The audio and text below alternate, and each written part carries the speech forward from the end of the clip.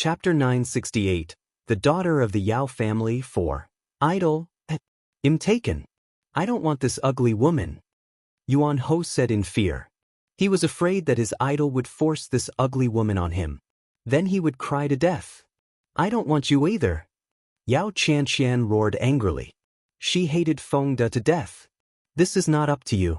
I told you, you are just the additional condition. Feng De ignored the burning anger in Yao Chanxian's eyes and said calmly. I say, little monkey, even though this Yao Chanxian doesn't have a good temper and is an ugly freak, she's still a woman. Her family background is passable. Just use her. Feng De pulled Yuan Ho in front of him and advised. No, I don't want to. If you dare to force this annoying woman on me, I'll commit suicide. Yuan Ho thought for a long time before coming up with this method to threaten Feng De. Haha. When Feng De heard this threat, he couldn't help but laugh out loud. He thought to himself, if you want to die, then die. It's not like you're anyone to me. It's none of my business. However, under such circumstances, of course, I can't say that. Little monkey, don't take things too hard. If you don't want it, then forget it. I won't force you, Feng De said helplessly.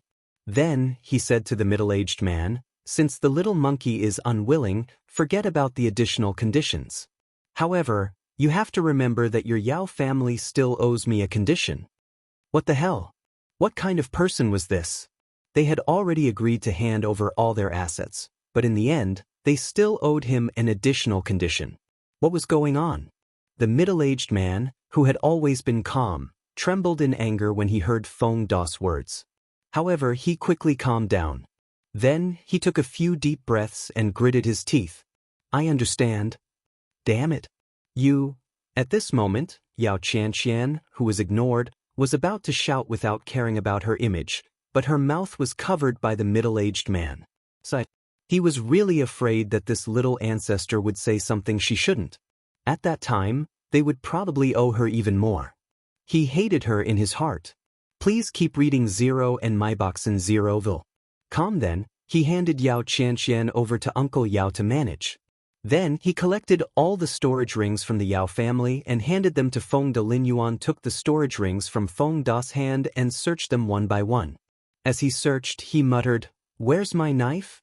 Where did you hide my dagger? Is it that one? Feng De gestured with his eyes for Lin Yuan to look at Yao Chanxian's waist. Yes, that's my knife. Lin Yuan rushed forward and snatched the dagger from Yao Chanxian's waist. He gently stroked the scabbard like a lover who had lost and regained her lover. That's my knife. Give it back. Yao Chanxian roared in anger. She had finally taken a fancy to a handy weapon and she could not let anyone snatch it away. At this moment, she had long forgotten that she had snatched the dagger from Yuan Ho. Yours? What proof do you have that it will answer you when you call it? Lin Yuan asked with a smirk. Will it answer you if you call it? Yao Chanxian said, refusing to admit defeat. Of course, little Yuan. I'm sorry you had to go through that, Lin Yuan whispered apologetically to the dagger. Buzz. The blade came out of its sheath and made a buzzing sound, as if it was a child whining to its master about its grievances. No. This is impossible. Yao Chanxian could not believe what she was seeing. It was just a dagger. How could it understand human language? No wonder her uncle said at a glance that this knife was extraordinary. However, she had studied it all night and had not found anything unusual. At most, it was sharper than ordinary knives. Miss Yao, my little Yuan said that it hates you, Lin Yuan said with a wicked smile. His bright eyes were filled with schadenfreude. Even though this dagger was not sentient, he knew Xiao Yuan's emotions because his blood was added to it when it was refined. With this special relationship, even if little Yuan was snatched away by someone else, no one could really use it. It was even possible that their whereabouts would be exposed. This was because as long as it found an opportunity, little Yuan would definitely contact him, someone who was related to him by blood. However, because little Yuan was a little far away from him yesterday, it could not contact him even if it wanted to. As for today, it was precisely because he sensed little Yuan's existence that he had this coincidence. Yao Chanxian almost died of anger at Lin Yuan's words. Damn it, how could a dagger say that he hated her? Does little Yuan want to take revenge yourself? Lin Yuan asked with a smile.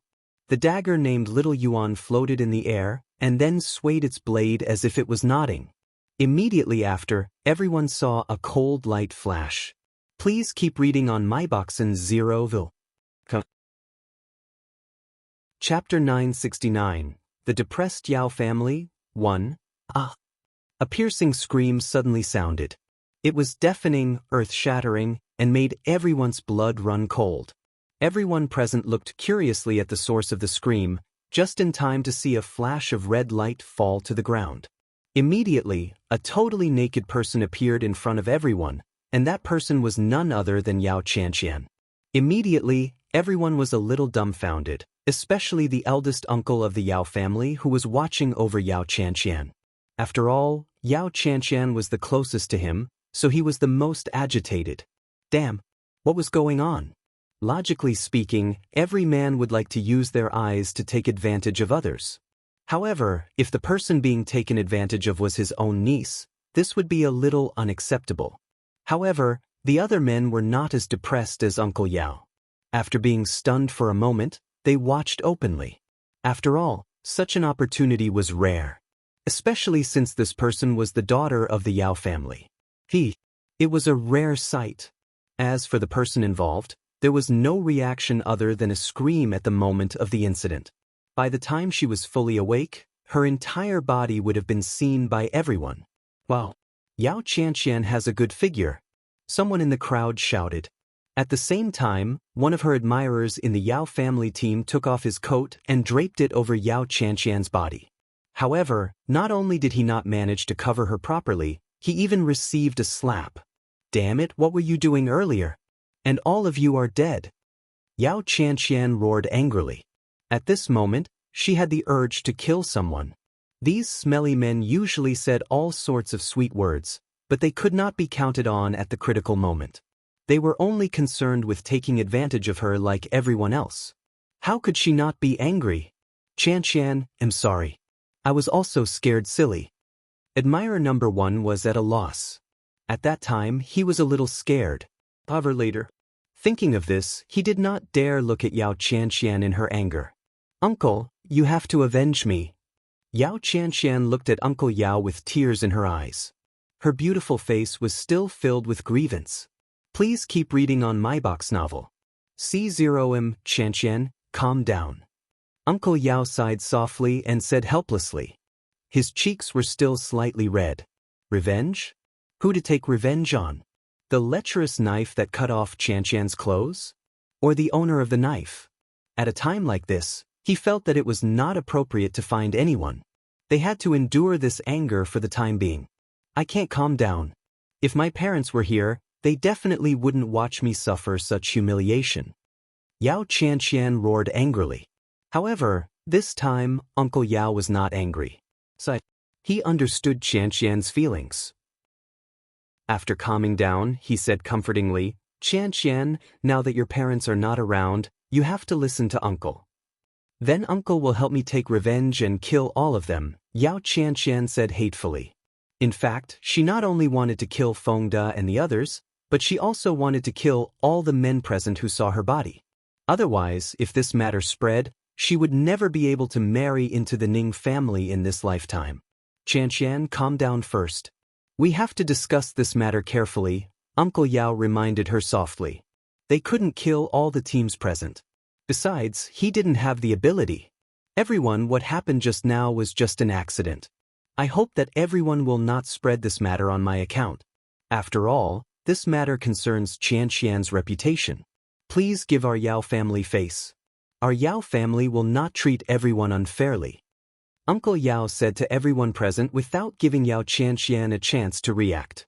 Don't worry. We will keep Miss Yao's secret, one of them immediately said. That's good. Thank you, everyone. In the future, all of you will be good friends of my Yao family, Uncle Yao said eloquently, and the people he mentioned naturally included Leng Ruoxue and the others. Secret. She believed that only the dead could keep secrets. Yao Qianqian could not help but snort in her heart. However, she did not interrupt her uncle. However, she knew that she could not count on her uncle. "Everyone, thank you for giving me face," Uncle Yao specially said to Feng Da and the others. The smile on his face looked very sincere. However, Feng Da and the others knew that this Uncle Yao was definitely a ruthless person. He was almost angered to death, but he could still submit and stand tall. Such people were often the most difficult to deal with, so they secretly raised their guard. "Uncle Yao is too polite. We sympathize with Miss Yao's accident." Sighed. "My condolences," Feng Da said politely. "My condolences." "What condolences? Qian Qian isn't dead." Hearing Feng Da's words, Uncle Yao couldn't help but curse in his heart. However, he had no choice but to show a grateful expression and say, "Thank you for understanding." Same. Feng Da also smiled. Yao Qian almost lost her temper as she listened to their conversation. However, she was once again ignored by everyone. After pretending to be polite to the other party, Feng Da and the others, who had achieved their goal, bade farewell to a few teams. When the other teams saw this, they quickly slipped away. In fact, they all knew in their hearts that Uncle Yao had humbled himself because he was outnumbered. However, if the others left and they stayed, their teams would definitely become the Yao family's punching bag. Therefore, in a short while, other than the Yao family's team, the other teams had all left. Please keep reading on my box novel. C0M. After Leng Ruoxue and the others left, they found a flat place and stopped moving forward.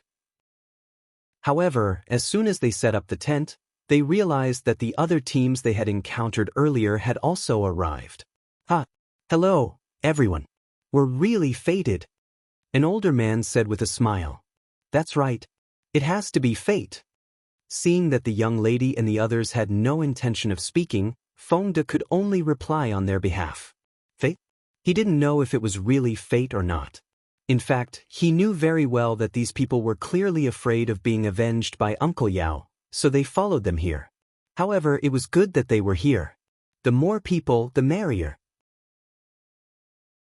Chapter 970. The Depressed Yao Family, 2. Just as Feng Da was chatting with the man, the Yao family's team arrived.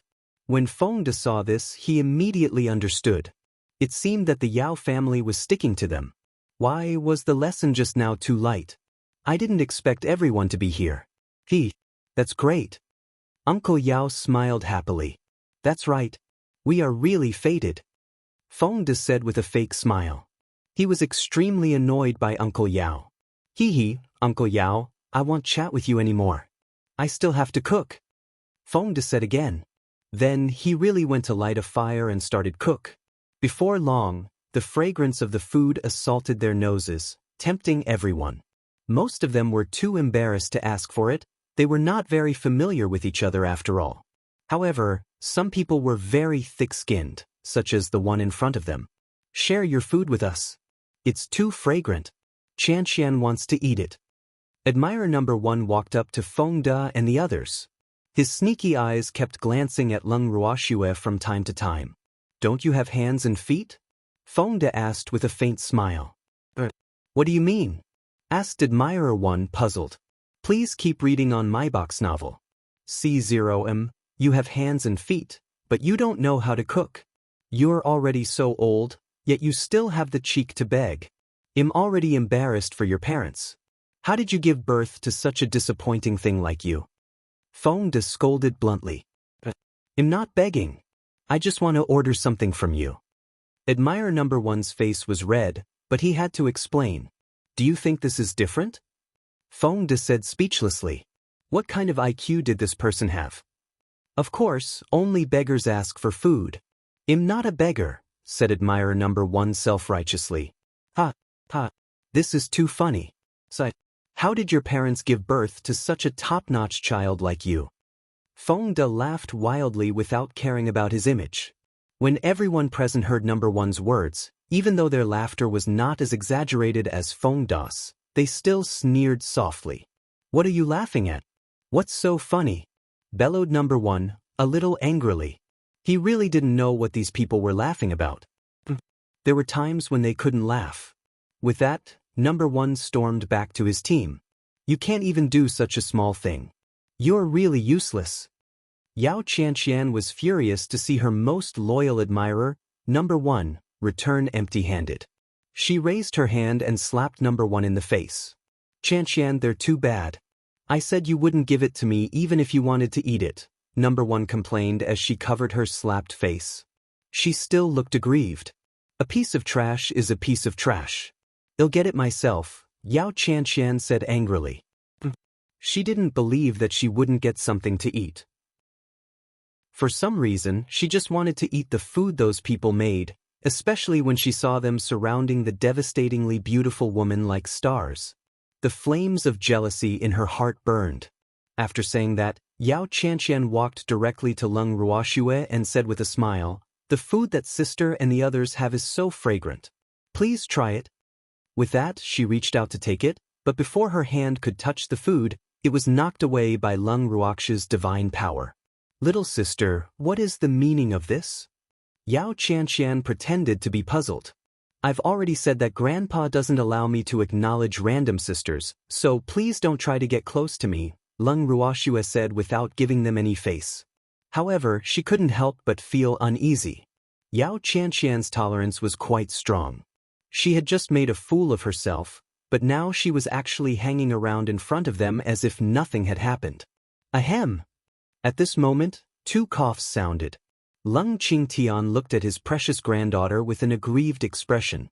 Actually, he had wanted to say, "My precious granddaughter, you're using your grandfather as a weapon again." However, he never had the chance. "That's right. Miss Yao, we're not familiar with you," Fengde echoed. In fact, he quite admired Yao Qianqian.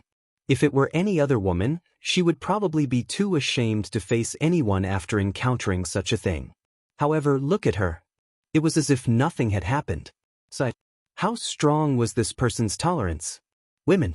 They were definitely the most terrifying creatures in the world. They could not be provoked. "That's right. Miss Yao, we're not familiar with you," Fengde echoed.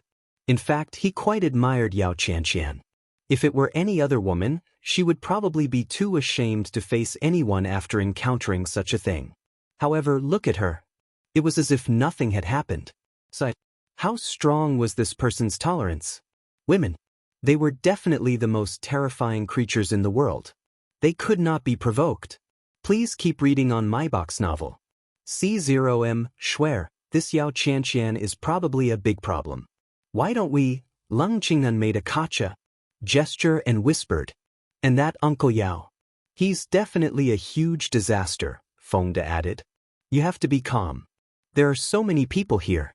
We can't kill everyone else, right? Otherwise, news will definitely spread. We already have enough trouble. It's better to avoid trouble." Leng Ruoxue chuckled. "All right then. In any case, we didn't suffer any losses. However, what if the Yao family takes the initiative to provoke us?" Fengde couldn't help but ask. As long as Yao Qianqian was in the Yao family's team, it was impossible not to find trouble with them. "I'll agree at random," Leng Ruoxue said calmly. "Yes, they will probably set up camp here tonight, so everyone should be more vigilant," Fengde reminded them. Abnormality was evil. The Yao family's attitude was too abnormal. Yeah. They all nodded. After the meal, Cheng Wu and Song Di stayed outside while the others went into the tent. As for the ape, it was thrown into a tent because Fengde disliked it. Cheng Wu and Song Di sat by the fire and chatted. From time to time, they secretly observed the various teams. Of course, they paid most attention to the Yao family's team. They flipped through the pages and stared into the night. Safe and sound. The next day, everyone continued on their way. However, after a few days, several teams actually took the same path. This situation gave Leng Ruoxue a headache. Chapter 971, The Depressed Yao Family, 3. After finding a place to set up camp and setting up the tent, Leng Ruoxue leaned on the freak and glanced at the other teams with her beautiful eyes, feeling helpless. It was really inconvenient to do anything when she was followed like this. However, she could understand. Those people were mainly afraid that the Yao family would secretly attack them, so they felt that it would be safer to be with other teams. However, what about the Yao family? "Little sister, is he your guard?" At this moment, Yao Qianqian walked forward and pointed at the freak. Even though Leng Ruoxue had repeatedly ordered her not to call him that, Yao Qianqian acted as if she didn't hear it. As long as she came in front of them, she would still call him sister. "What can I do for you, Miss Yao?" Leng Ruoxue raised her eyelids and asked calmly. Looking at Yao Qianqian's lively appearance now, it seemed that the previous incident did not affect her much. She was indeed the daughter of a big family. "Little sister, I think he's not bad. He's qualified to be my guard. Why don't you sell him to me? How about I offer 100 superior-grade crystals?" Yao Qianqian said self-righteously. 100 superior-grade crystals? Leng Ruoxue smiled faintly and looked at Yao Qianqian as if she was looking at a joke. She couldn't help but wonder if Yao Qianqian had gone crazy because she had suffered too much shock.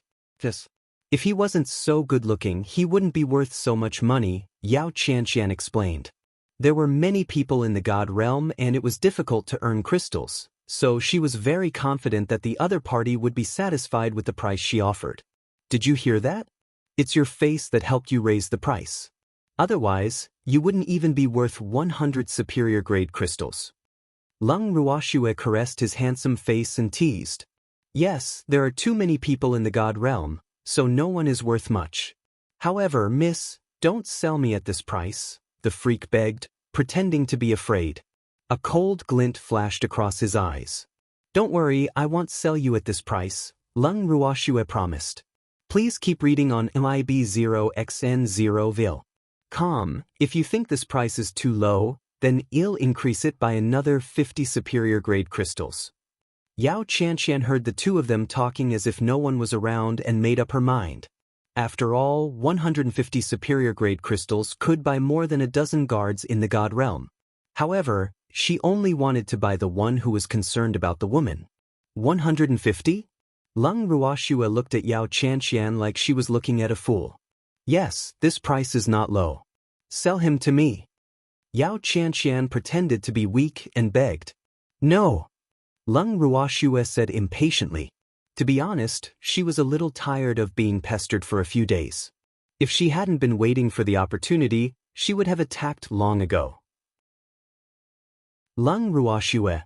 Yao Qianqian refused to give up and wanted to continue persuading Leng Ruoxue, but she was interrupted by Leng Ruoxue. "Miss Yao, if you don't understand human language, I'll say it again. I'm not selling." Leng Ruoxue said impatiently. "Get lost." The freak was even more direct. He secretly sent the annoying Yao Qianqian flying. In an instant, the people present, who were secretly watching their situation, saw Yao Qianqian fly up like a kite. As for how she flew, no one saw it. Moreover, seeing that Yao Qianqian had already flown out of their sight, they could not help but laugh. "What are you waiting for? Hurry up and look for third miss," Uncle Yao said with a headache. He could not help but complain in his heart. He had already said that he would let Qianqian endure for a few days. Why couldn't Qianqian be more obedient? Yes. The Yao family received the order and dispersed, each running in a direction to find someone. After a long time, when everyone had finished their dinner, they saw Yao Qianqian limping back, supported by someone. Everyone immediately understood. Some couldn't help but think that it was a pity that the Yao family had found her so quickly.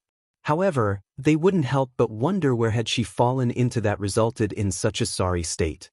At this moment, Yao Qianqian's clothes were tattered and there were a few black spikes stuck in some places. She also smelled bad. She seemed to have fallen into the nest of some beast. Everyone suppressed their laughter and guessed. I say, Yao Qianqian, what's wrong with you? Did you get intimate with a wild boar?" Feng De looked at Yao Qianqian's sorry state and laughed maniacally. Others might be afraid of the Yao family, but he was not. Hearing Feng De ask what many people were thinking, those who wanted to laugh but did not dare to laugh too openly could only turn their heads and laugh secretly.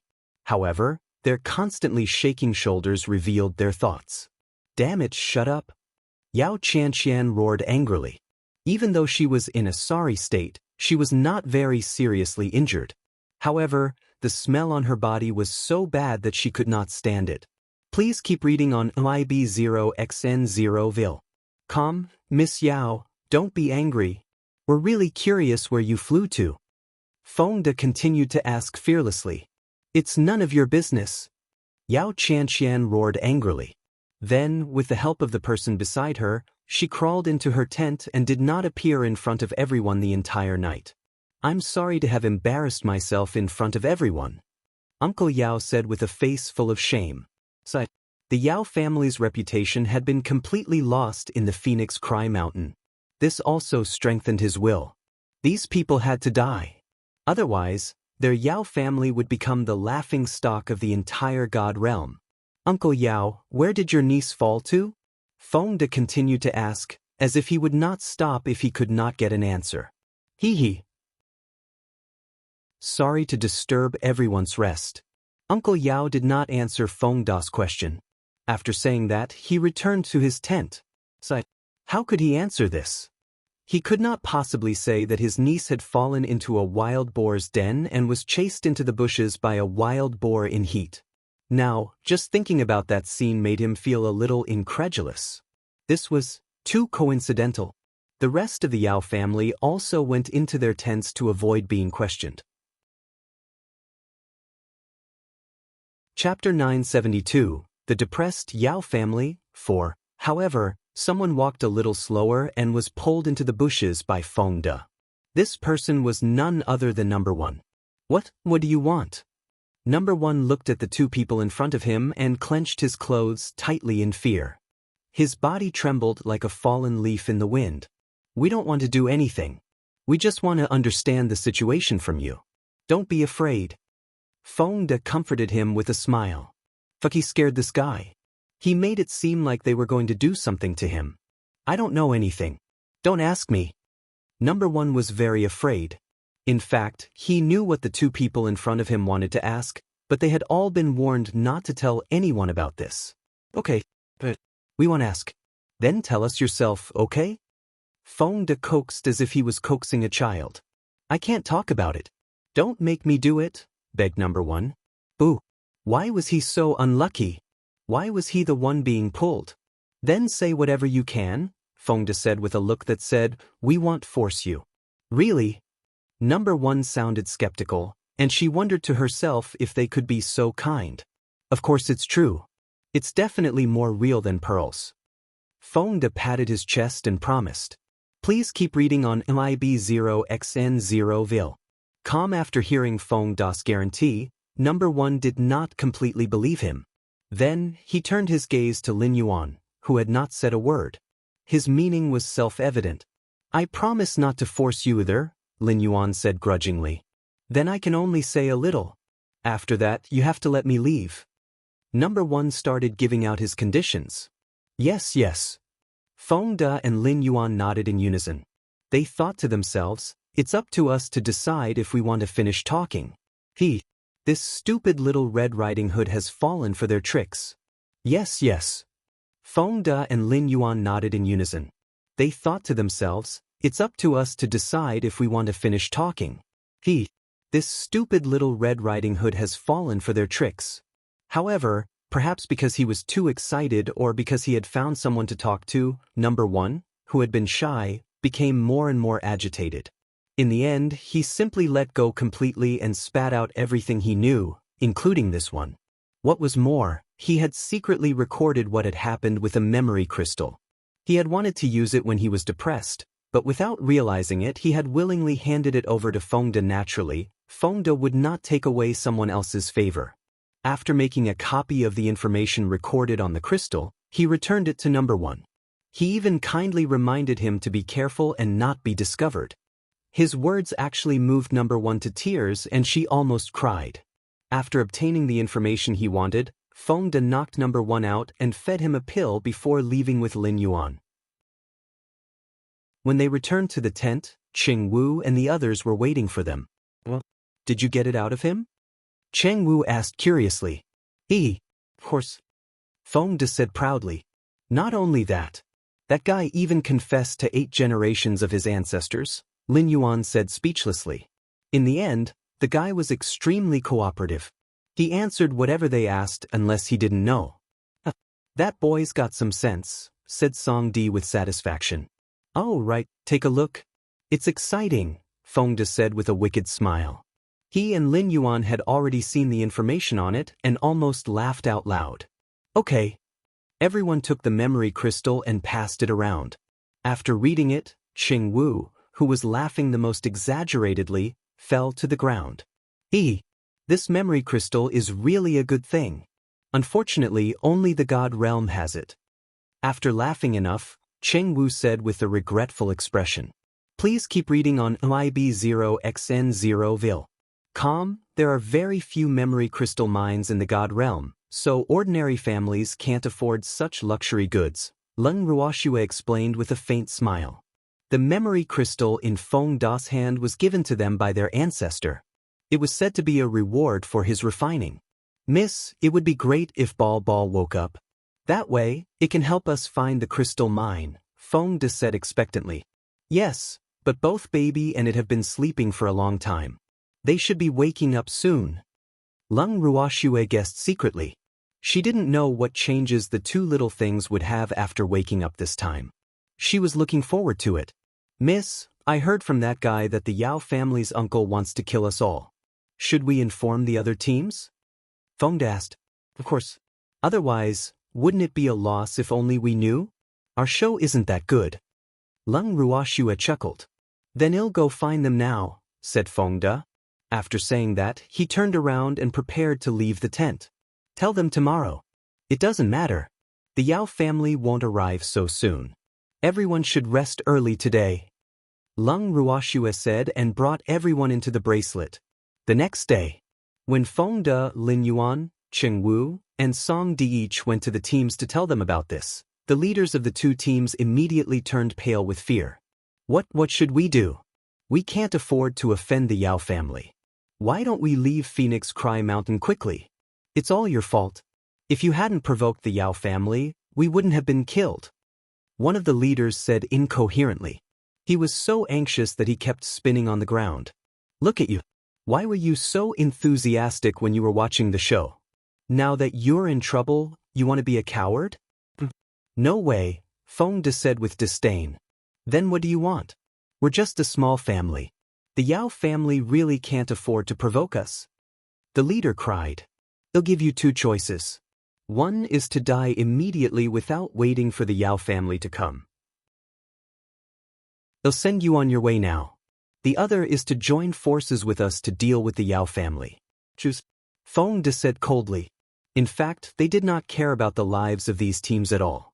It was not necessary to join forces with these people. The reason why they dragged these teams into the water was because they did not want these people to betray them. Chapter 973, The Depressed Yao Family, 5. The leader was depressed. How was he supposed to choose? If they didn't join forces, they would die now. However, if they joined forces, they would probably not be a match for the Yao family even if they joined forces. After all, they had already returned to their families to find help. So, no matter what, Hengzuo would still die. Then let's join forces. The leader said helplessly. Actually, the reason why he was so unconfident was mainly because he did not believe in the strength of Feng De and the others. After all, the Yao family was a huge existence in the God realm. They could not bite them. A wise man knows his place. Then inform your team members to be on guard. Well, stay here for the time being, Feng De reminded. Okay, the leader replied. At this moment he still felt unreal. Boo! They were about to become enemies with the Yao family. His heart trembled at the thought. However, he also knew that the Yao family would definitely not let them off. Even if they ran away now, they would probably bring disaster to the family. Therefore, they could only join forces. Then I'll go back first. Remember, don't look afraid. Otherwise, the Yao family will be suspicious. Feng De reminded him again. I understand, the leader said miserably. Boo! It was impossible not to be afraid. Feng De looked at the leader and sighed helplessly before turning to leave. 3 days later, Uncle Yao was puzzled when he saw that Feng De and the others had not left. Not only that, but the other teams also seemed to have made an appointment. No one left, which made him, who had always been cautious, suspicious. Please keep reading on MIB0XN0vil. Calm with a heart full of questions, Uncle Yao came to Fengde and asked with a smile and a little curiosity, "Why aren't you walking forward? With your strength, there's no danger in Phoenix Cry Mountain." The reason why he asked Fengde was that other than Fengde, no one else liked to talk to him. "We're tired, so we want to rest here," Fengde said perfunctorily, but he was complaining in his heart. "Uncle Yao, when are you going to catch us all? We've been waiting for a few days. Your Yao family's speed is not good. We're tired, so we want to rest here," Fengde said perfunctorily, but he was complaining in his heart. "Uncle Yao, when are you going to catch us all? We've been waiting for a few days. Your Yao family's speed is not good." "No," Fengde said flatly. "I heard that there's a strange flower in the mountain stream of Phoenix Cry Mountain. It can cure all kinds of poisons and illnesses. Many people seem to have rushed there. If you stay there, the flower will be snatched away by others," Uncle Yao reminded them kindly. "Oh, we're here to visit Phoenix Cry Mountain. We're not interested in those flowers. However, if you want to get those flowers, hurry up and go on your way. There won't be any at night," Fengde reminded him and thought to himself. Did this old fellow want them to go to the mountain stream? Could it be that he had set up an ambush there? No wonder there had been no movement. In fact, Fengde's guess was not entirely correct. Uncle Yao did want them to go to the mountain stream, but he did not set up any ambush there because he was too confident in his family's strength.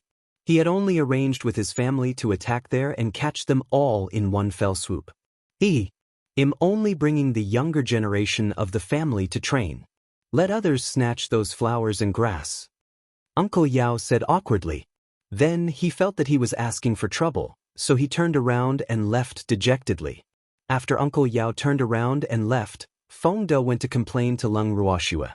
"Miss, that old thing wanted to trick us into going to the mountain stream. I didn't fall for it," Fengde said proudly. Are we going?" Fengde asked again. Actually, this was the main reason he came to look for Leng Ruoxue. After all, being tricked was different from taking the initiative. Since they've already spoken, wouldn't we be giving them no face if we don't go? However, we can't leave immediately.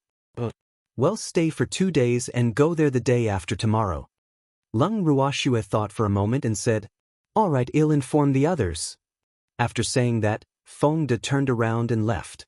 After Fengde left, the freak looked at Leng Ruoxue with sparkling eyes and said dotingly, "Shuer, why are you so cute?" "Ha, how am I bad? I'm such a kind child. Don't slander me." Leng Ruoxue pretended to scold. "I was wrong," Freak said. "My Shuer is the kindest child in the world." Please keep reading on MIB0XN0vil. Calm? Yes, that's more like it, Leng Ruoxue said in satisfaction. Then she started eating the freak's tender tofu. 2 days later, just as Uncle Yao changed his plan and planned to let his clansmen come to their camp to capture these people in one fell swoop, Leng Ruoxue and the others suddenly moved. Seeing that Leng Ruoxue and the others were about to walk out of their sight, Uncle Yao, who only reacted after a while, quickly ran forward and blocked their way. He panted and said, "Where are you planning to go?" He had already got his clansmen come here. How could these people leave? Uncle Yao was furious. He could not let them go. "We plan to go to the mountain stream you mentioned. If we're lucky, we might be able to snatch the strange flower you mentioned," Fengde explained with a smile. Seeing how anxious Uncle Yao was, he was already laughing in his heart. "It's been a few days. I'm afraid that the flowers have already been obtained by others. It's useless for you to go. It's better not to waste time," Uncle Yao advised. "You're wrong. If we didn't see for ourselves, how could we have given up?" Fengde sighed and said helplessly, "It's really gone. Why would I lie to you?"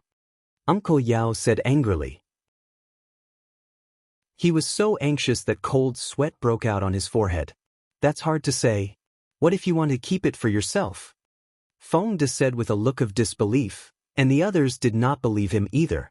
"Miss, let's go," Fengde said. "Okay."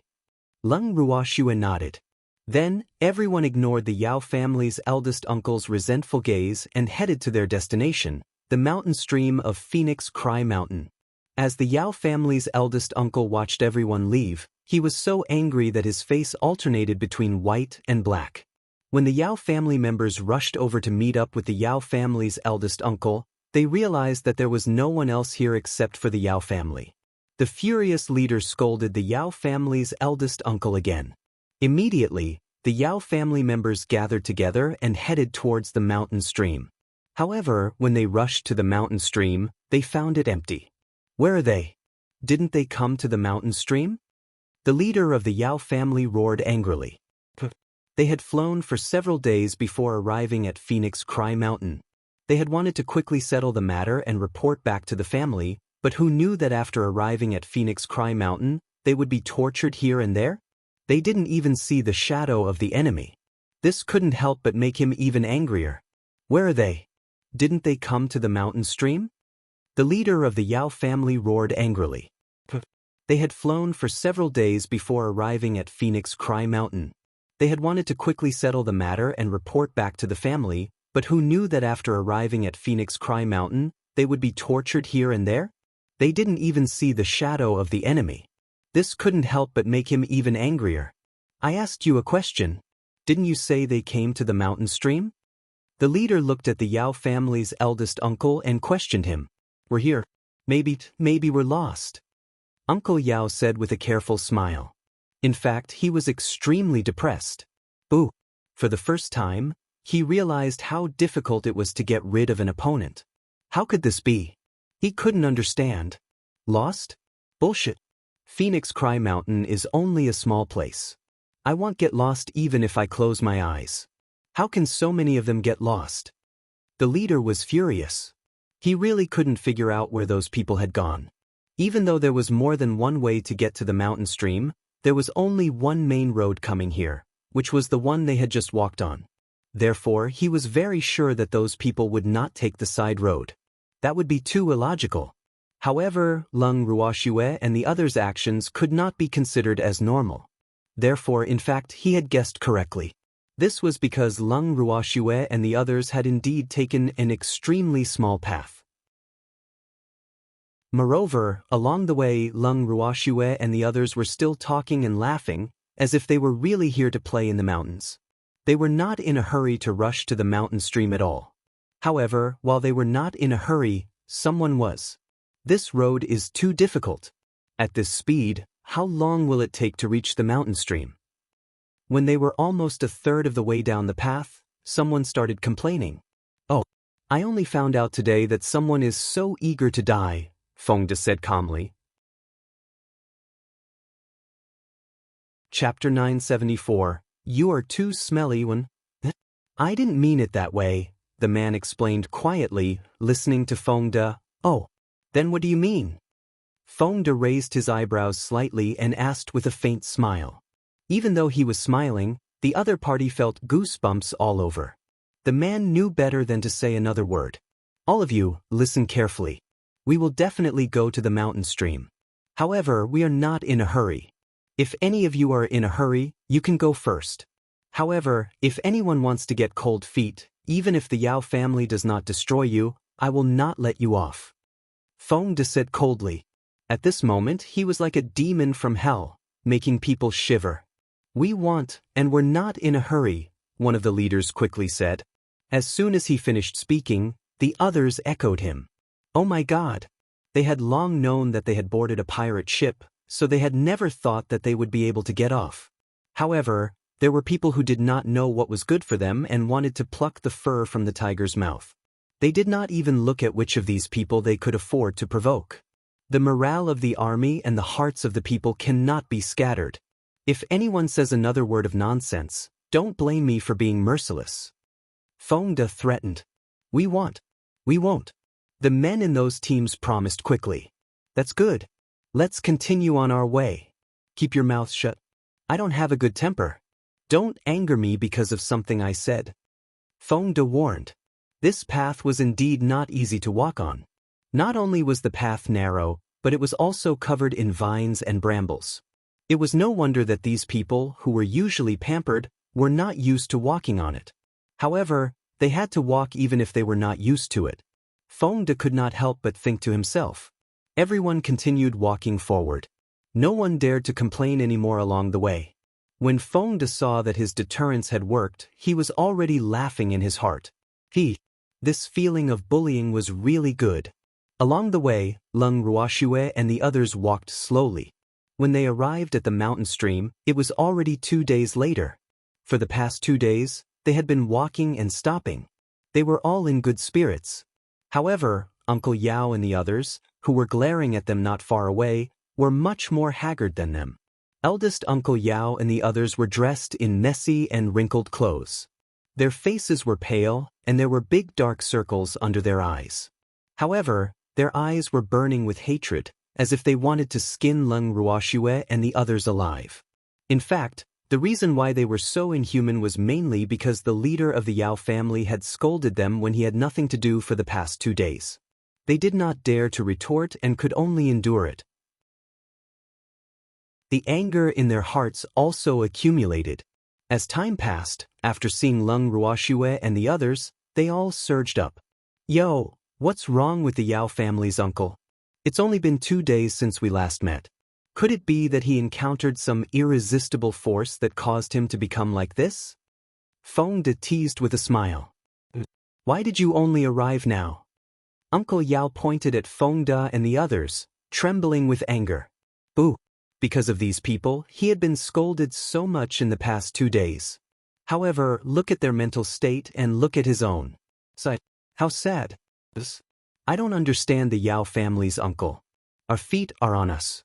We can arrive whenever we want, right? It doesn't seem to be any of your business. Why are you so angry? Feng De said innocently. I'm just afraid that if you arrive too late, that strange flower will be snatched away by someone else. Uncle Yao wiped the sweat off his forehead. Damn it, he was too impulsive. Oh, from what you're saying, the flowers are still there. Feng De asked with a smile. Of course it's here. If I hadn't been watching, the flowers would have been snatched away by someone else. Uncle Yao said with an expression that said, You guys have to thank me. It seems like we have to thank you properly, Feng De said seriously. There's no need to thank me. I still think I hit it off with you guys.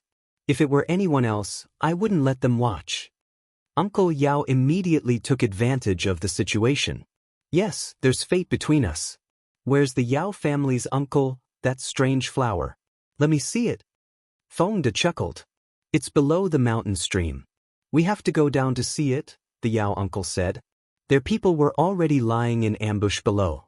As soon as these people went down, they would definitely kill them all. Oh, there's no hurry.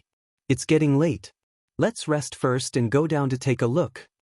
Feng De deliberately thought for a moment before saying, It's getting late? It's not even noon yet. Uncle Yao roared angrily. He was even more furious. Fuck, what kind of person was this? He actually said that it was getting late during noon. It's getting late. We should take a nap, Feng De said matter-of-factly. You want to take an afternoon nap? Uncle Yao's eyes widened in disbelief. In all his life, he had never heard of anyone taking an afternoon nap. That's right. Feng De nodded with a smile.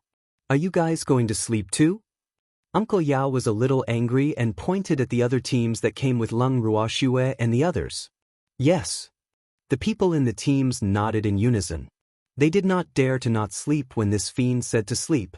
Moreover, they were already used to Feng De's ability to lie through his teeth. However, they were quite impressed by Feng De. He could actually make this smiling tiger-like Uncle Yao so angry that he stomped his feet. This was also a skill. Thinking of this, they miraculously felt much better. After all, watching others suffer was better than them. Hee, the sun will be up soon. Everyone quickly set up the tent. Then, have a good rest after lunch. Feng De said loudly to everyone. The men said in unison, and set about setting up their own tents. After the tent was set up, everyone started to make a fire and cook. The entire set of movements was as smooth as flowing water, making Uncle Yao dumbfounded. Schwer, when are you going to the mountain stream to deal with those guys? The freak was hugging Schwer beside the fire and asked curiously. The Yao family had probably waited long enough down there. Chapter 975. You're too smelly, too. Anyway, I'm not in a hurry. Lung Ruoxue smiled evilly. If you're not anxious, someone is, Freak teased. They're anxious, well rest, Lung Ruoxue said disapprovingly. All right. As the 24 filial fiancé, the Freak naturally did whatever Shuer wanted. After Lung Ruoxue and the others finished eating, they went straight into the tent to take an afternoon nap. As for the angry Uncle Yao, he was ignored by everyone. Actually, Lung Ruoxue and the others weren't really taking a nap. They just didn't want Uncle Yao to get what he wanted. Why did they have to act according to the other party's plan? If they wanted to kill them, they had to follow their plan, and their plan was to delay. When the other party couldn't take it anymore and took the initiative to jump up, they would do it. They wouldn't foolishly run down the mountain stream and be at the mercy of others. However, the other party's intelligence was nothing much. They only knew how to wait for an opportunity. In fact, in Lung Ruoxue's opinion, they should take the initiative to attack and surprise her. Eldest Uncle Yao stood outside Lung Ruoxue and the others' tent. The anger in his heart kept rising, and his eyes glared fiercely at the tent, wishing he could glare through the tent of the people he hated the most. Unfortunately, the people inside the tent seemed to be enjoying the show. They chatted as they observed the situation outside through a small window that was open in the tent. Miss, could this Uncle Yao be furious? He's already so old, but he's still so angry. Lu Tao was a little speechless. Don't worry, he won't. That guy can take it. This blow is nothing, Lung Ruoxue said disapprovingly. I wonder how many days the people below the mountain stream can endure. It should be very cold down there. Feng De said with a wicked smile. It's definitely cold, but I'm more certain that they didn't bring much food, so we just have to stall for time. When they can't stand the hunger and jump up, it'll be time for us to take action, Lung Ruoxue said indifferently. Shuer, you're so bad. Whoever becomes your opponent will be unlucky. Empty sighed. I can't help it. I'm lazy. I always like to use the simplest methods to achieve the greatest effect, Lung Ruoxue said proudly. Actually, it was not necessary to fight to deal with a person, nor was it necessary to kill the other party to vent her anger. In fact, she felt that killing the enemy was too easy on the other party. Therefore, if she had to choose between killing or not, she would rather choose the latter. Sigh. Poor Yao family, why did they have to provoke a little demon like you? Wu Qing teased. Who knows? I never like to cause trouble, but trouble always comes to me. Sigh. Lung Ruoxue's beautiful face was filled with helplessness and innocence. By the way, we won't leave the tent until tonight. Why don't I send you into the space? Lung Ruoxue said again.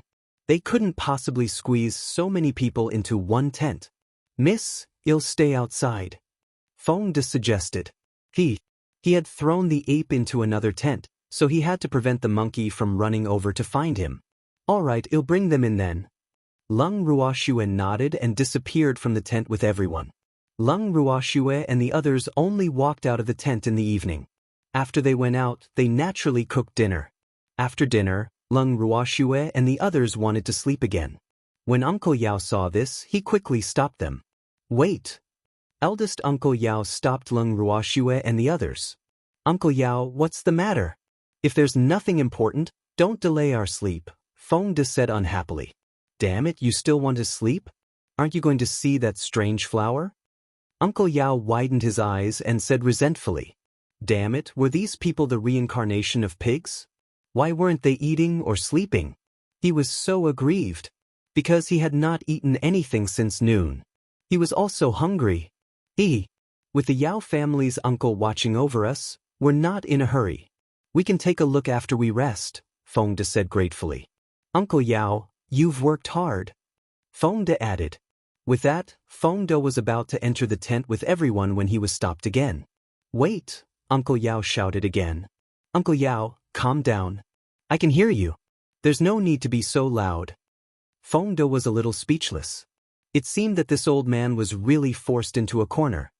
He was becoming less and less like the calm and smiling wolf in sheep's clothing they had met earlier on. Don't you want to sleep? Why are you all hiding in the same tent? Uncle Yao roared angrily. In fact, he had wanted to ask this question at noon, but the other party did not give him a chance. Therefore, he had to ask the reason no matter what.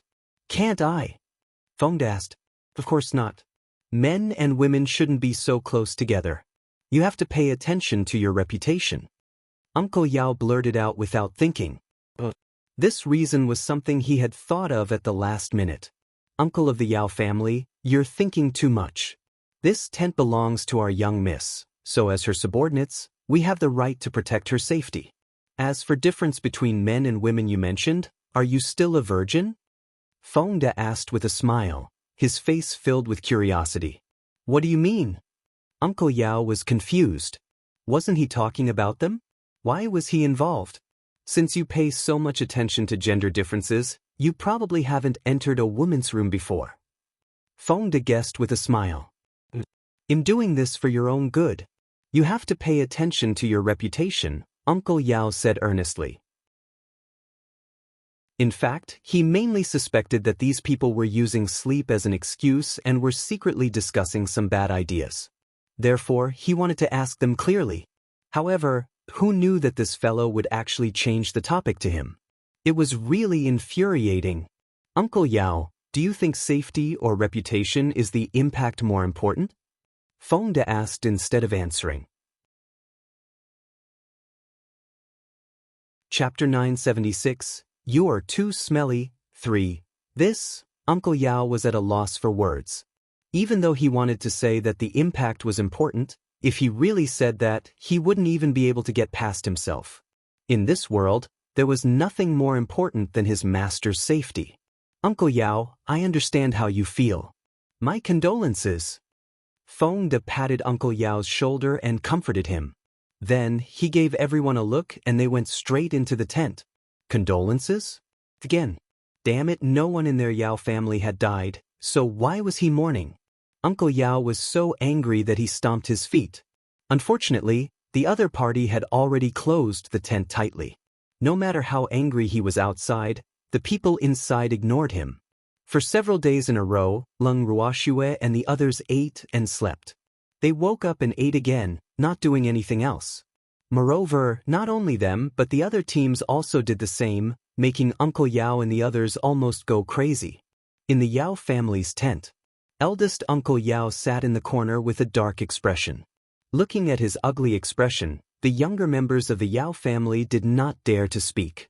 However, Yao Qianqian did not have that concern. Uncle, it's been almost a week. When will they go down the mountain stream? Yao Qianqian could not help but ask. Who should I ask? Uncle Yao snapped. Uncle, hurry them up. Yao Qianqian said anxiously. She had stayed here long enough. If she didn't want to see what would happen to them, she would have returned to the Yao family long ago. Hurry them?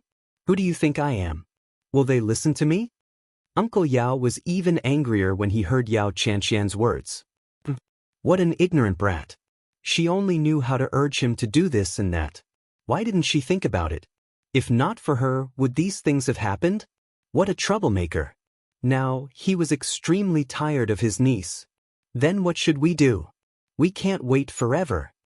Yao Qianqian said gloomily. Whoever has the ability, go ahead and urge them. In any case, I don't have a choice. Uncle Yao looked like he had given up on himself. Now, he didn't even dare to go down the mountain stream. Otherwise, he would be scolded again. He'll try, Yao Qianqian suddenly said confidently. All right, go. Uncle Yao said coldly without even looking up. Go then. Yao Qian stood as if she were a fighter and went out of the tent, but before long, she returned alone, crestfallen. How is it? Uncle Yao said knowingly. I didn't see anyone.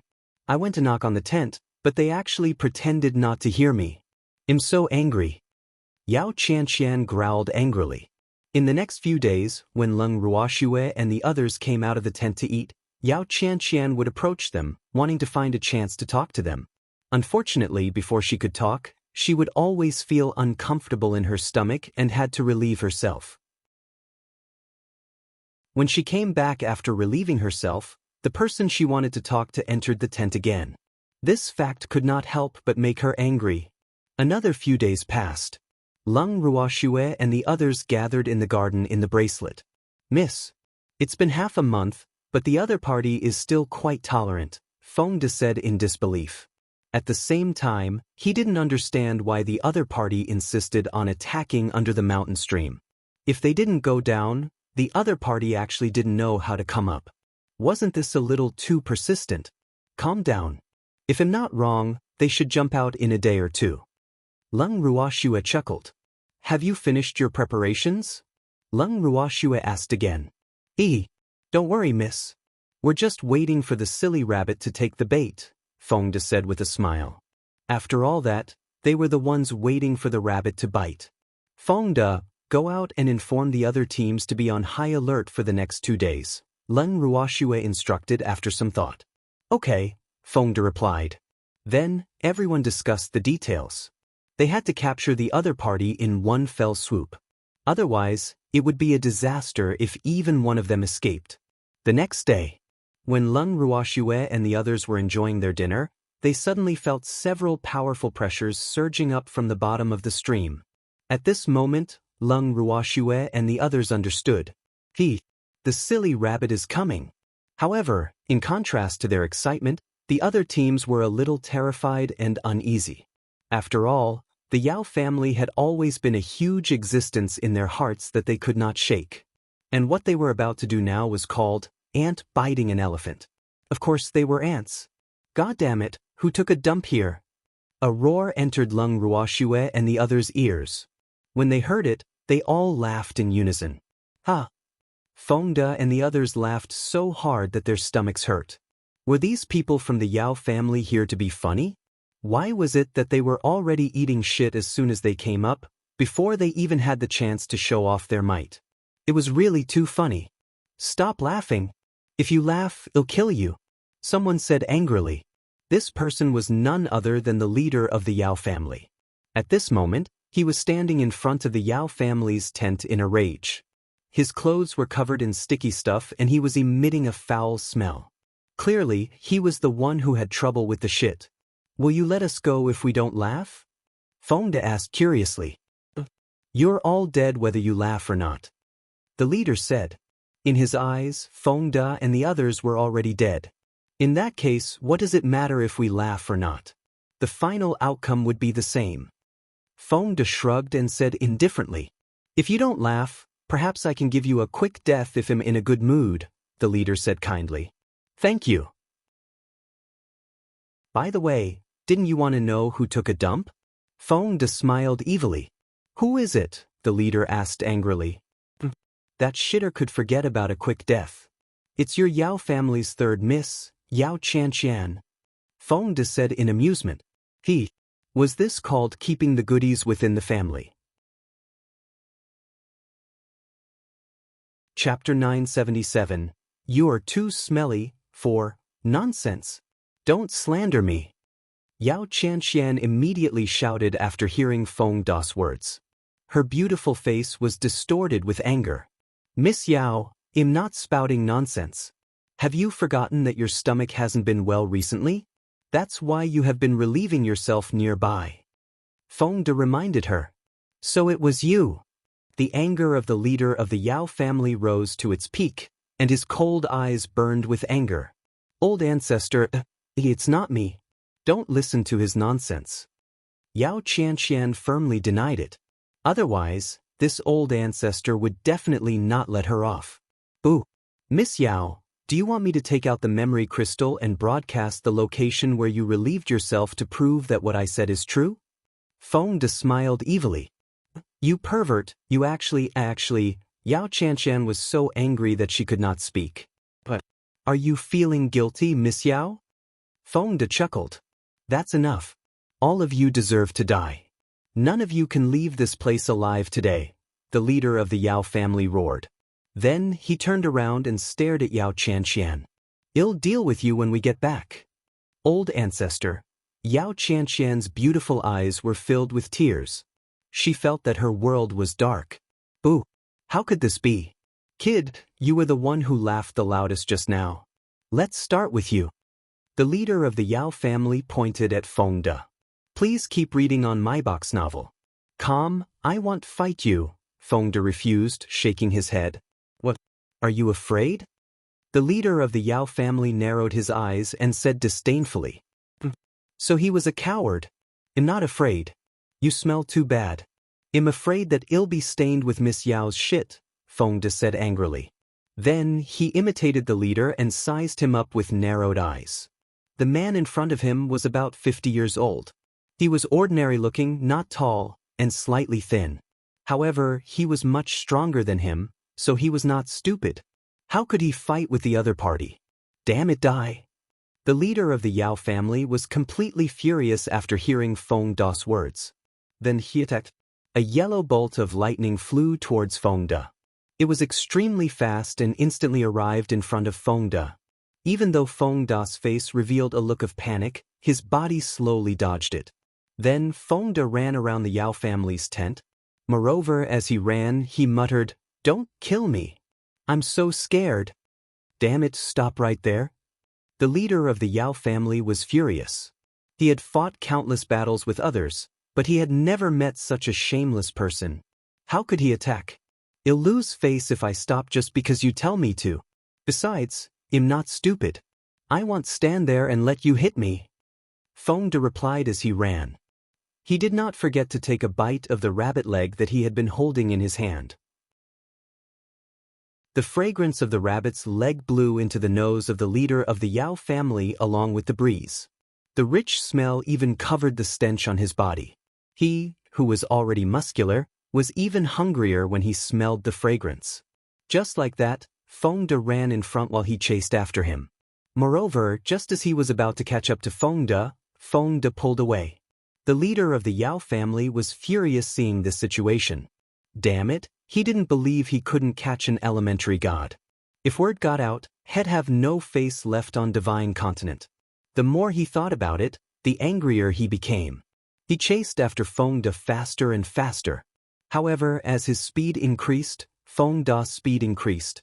Unknowingly, he was brought away from the mountain stream by Fengde. "Miss, should we attack?" Cheng Wu asked softly when he could no longer see Fengde. "Yes, let's do it." Lung Ruoxue nodded. "Please keep reading on my box novel." Calm with Lung Ruoxue's order, everyone surrounded the Yao family. "What do you want?" Uncle Yao asked, pretending to be calm. For some reason, he felt that something was wrong, but he couldn't tell what. The Yao family's uncle. Of course we have to do what you want to do to us. Cheng Wu reminded him with a naughty smile. How dare you? How dare you provoke our Yao family? The Yao family will not let you off, Uncle Yao threatened. In fact, he was very uneasy. He had a bad feeling. Uncle of the Yao family, let's change to a new term. This is too cliché. I'm tired of hearing it, Cheng Wu said. You, Uncle Yao was furious. You haven't said a complete sentence for a long time. Stop talking nonsense with them. Do it. Lung Ruoxue said impatiently. Sure. Everyone in Chengwu was excited to hear about a fight. Then they each found an opponent and started fighting. This time, in order to catch them all in one fell swoop, the Yao family had sent nearly 200 people. Therefore, after they added the other teams to fight each other, the additional people naturally belonged to Lung Ruoxue and the Freak. Catch this woman first and leave the man to me, Yao Qianqian said. Yao Qianqian and dozens of Yao family members surrounded Lung Ruoxue and the Freak. Moreover, in their eyes, the two people trapped in the middle were already meat on their chopping board, so they naturally had to let them slaughter them. Freak, did you hear that? Lung Ruoxue asked with a light smile. Yes, leave these people to me. Rest, Freak said considerately. I'm not tired. I want to meet Miss Yao personally. Lung Ruo smiled, but when she looked at Yao Qianqian, the smile in her eyes turned cold. All right, I'll leave Yao Qianqian to you. I'll deal with the others, the Freak said dotingly. Yes. Lung Ruoxue nodded. In an instant, the Freak's figure was as fast as lightning. Before the other party could react, he was already in front of him. Black divine power was released from his hand. In a few breaths, the Yao family members surrounding him and Shuer were tied up like dumplings. Chapter 978. You're too smelly. 5. Immediately after, the sound of fists hitting flesh suddenly sounded. Cheng Wu and the others, who were fighting with their opponents, knew that Commander Yi was beating them up again. This also motivated their fighting spirit. Therefore, it didn't take long for them to imitate the demon and start beating him up. After watching the battle between the freak and Cheng Wu, Leng Ruoxue turned her gaze to Yao Qianqian, who was also dumbfounded. Miss Yao, it's our turn now, Leng Ruoxue said with a light smile. To be honest, she didn't plan to attack the Yao family. Unfortunately, not only did they not appreciate her kindness, but they even set a trap for them. In that case, if she didn't help them, wouldn't it be unsatisfactory? Therefore, she could only force herself. You're not my match, Yao Qianqian said arrogantly. In her eyes, Leng Ruoxue was only a mystic god, so she didn't take her seriously at all. Miss Yao, rank doesn't mean everything. Look at your Yao family. Most of them are stronger than my subordinates, but do they have any advantage? Leng Ruoxue said calmly. That doesn't mean anything. You and your subordinates won't be smug for long. Yao Qianqian said disapprovingly. After all, she was still very confident in the strength of her clansmen. Looks like Miss Yao is the type who holds out hope until faced with grim reality. In that case, let's talk with our strength. Leng Ruoxue didn't waste her breath and directly attacked. Fire Dragon Dance. As soon as Leng Ruoxue finished speaking, a fire dragon more than 100 meters long and thicker than a bucket flickered with a dazzling red light and pounced at Yao Qianqian. Liar! This can't be the dance of the fire dragons. Yao Qianqian looked at the huge fire dragon in disbelief. In fact, the reason why she liked to wear red clothes was not only because she was eye-catching, but also because she had the fire attribute. Therefore, she could use the fire dragon dance. However, her fire dragon looked malnourished compared to this fire dragon. Whatever. Leng Ruoxue couldn't be bothered with her. Please keep reading on my box novel. Calm while they were talking, Leng Ruoxue's fire dragon had already flown in front of Yao Qianqian. Caught off guard, Yao Qianqian could not react in time and was surrounded by the fire dragon. A few seconds later, the fire dragon left leisurely. The clothes on Yao Qianqian's body were also melted by the high temperature of the fire dragon. A charred woman appeared in front of everyone immediately. Yao Qian's scream came again, deafening everyone. What's there to scream about? Leng Ruoxue was a little speechless. The fire dragon that was deliberately teasing Yao Qianqian also flew back to its master's side, looking for comfort. What's there to scream about? Leng Ruoxue was a little speechless. The fire dragon that was deliberately teasing Yao Qianqian also flew back to its master's side, looking for comfort. Miss Yao, it's only a divine dragon. You actually scolded it. Leng Ruoxue couldn't help but laugh. Attracted by the sharp cry, the people who had already ended the battle turned their gazes to them. Those who hadn't ended couldn't help but pause. That pervert is you, Yao Qianqian said hatefully. At this moment, her gaze towards Leng Ruoxue was filled with undisguised hatred. Miss Yao, we're all women. What do you have that I don't have? Do you think I'm interested in your body? Leng Ruoxue mocked. Alas, Yao Qianqian's princess illness was really serious. Did she really think that everyone wanted to see her red body? Otherwise, why did you let that fire dragon burn my clothes? Yao Qianqian looked at the fire dragon flying above Leng Ruoxue and was furious. I don't have that ability. This was just an accident. Besides, if I ordered it, I definitely wouldn't let it only burn your clothes. Speaking of which, my fire dragon knows how to take care of women. Leng Ruoxue said helplessly. As soon as Leng Ruoxue finished speaking, the fire dragon circling above Leng Ruoxue actually cooperated and nodded its huge dragon head. Then, it flew towards Yao Qianqian. You pervert! Stay away from me! Yao Qianqian shouted. She was so agitated that she forgot to fight back. As the flames filled the sky, Yao Qianqian's voice became weaker and weaker. After a long time, the fire dragon, which had finally completed its mission, dissipated into thin air, leaving not even a speck of ashes on the ground. By now, everyone had finished fighting. Other than Lung Ruoxue and the others who were still as calm as before, the other teams were all in disbelief. Did they win? It was really unbelievable.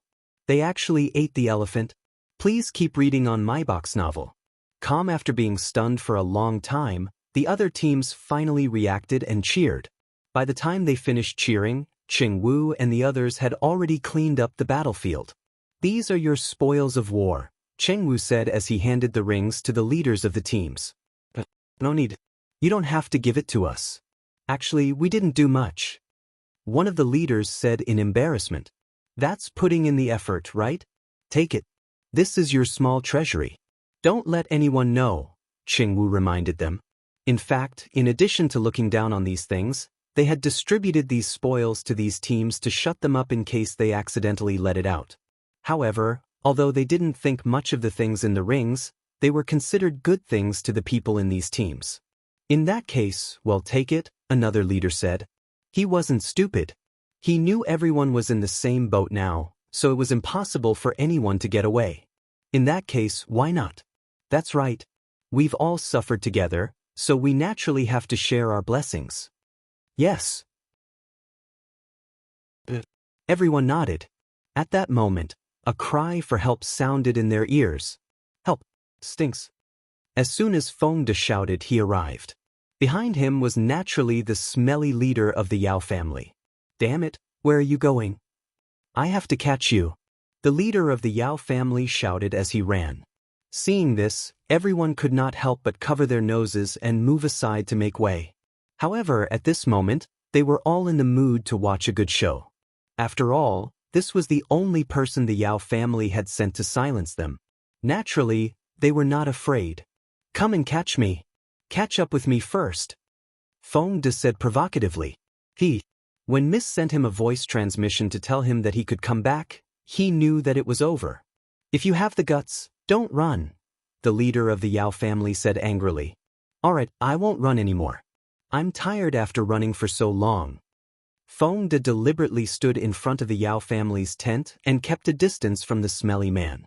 Are you really not going to run? I warn you not to play any tricks. The leader of the Yao family said cautiously. He had no choice. The other party was too cunning. He was no match for them. No. Where did your Yao family go? Feng De pretended to be surprised. Hearing Feng De's words, the Yao family's team started looking around.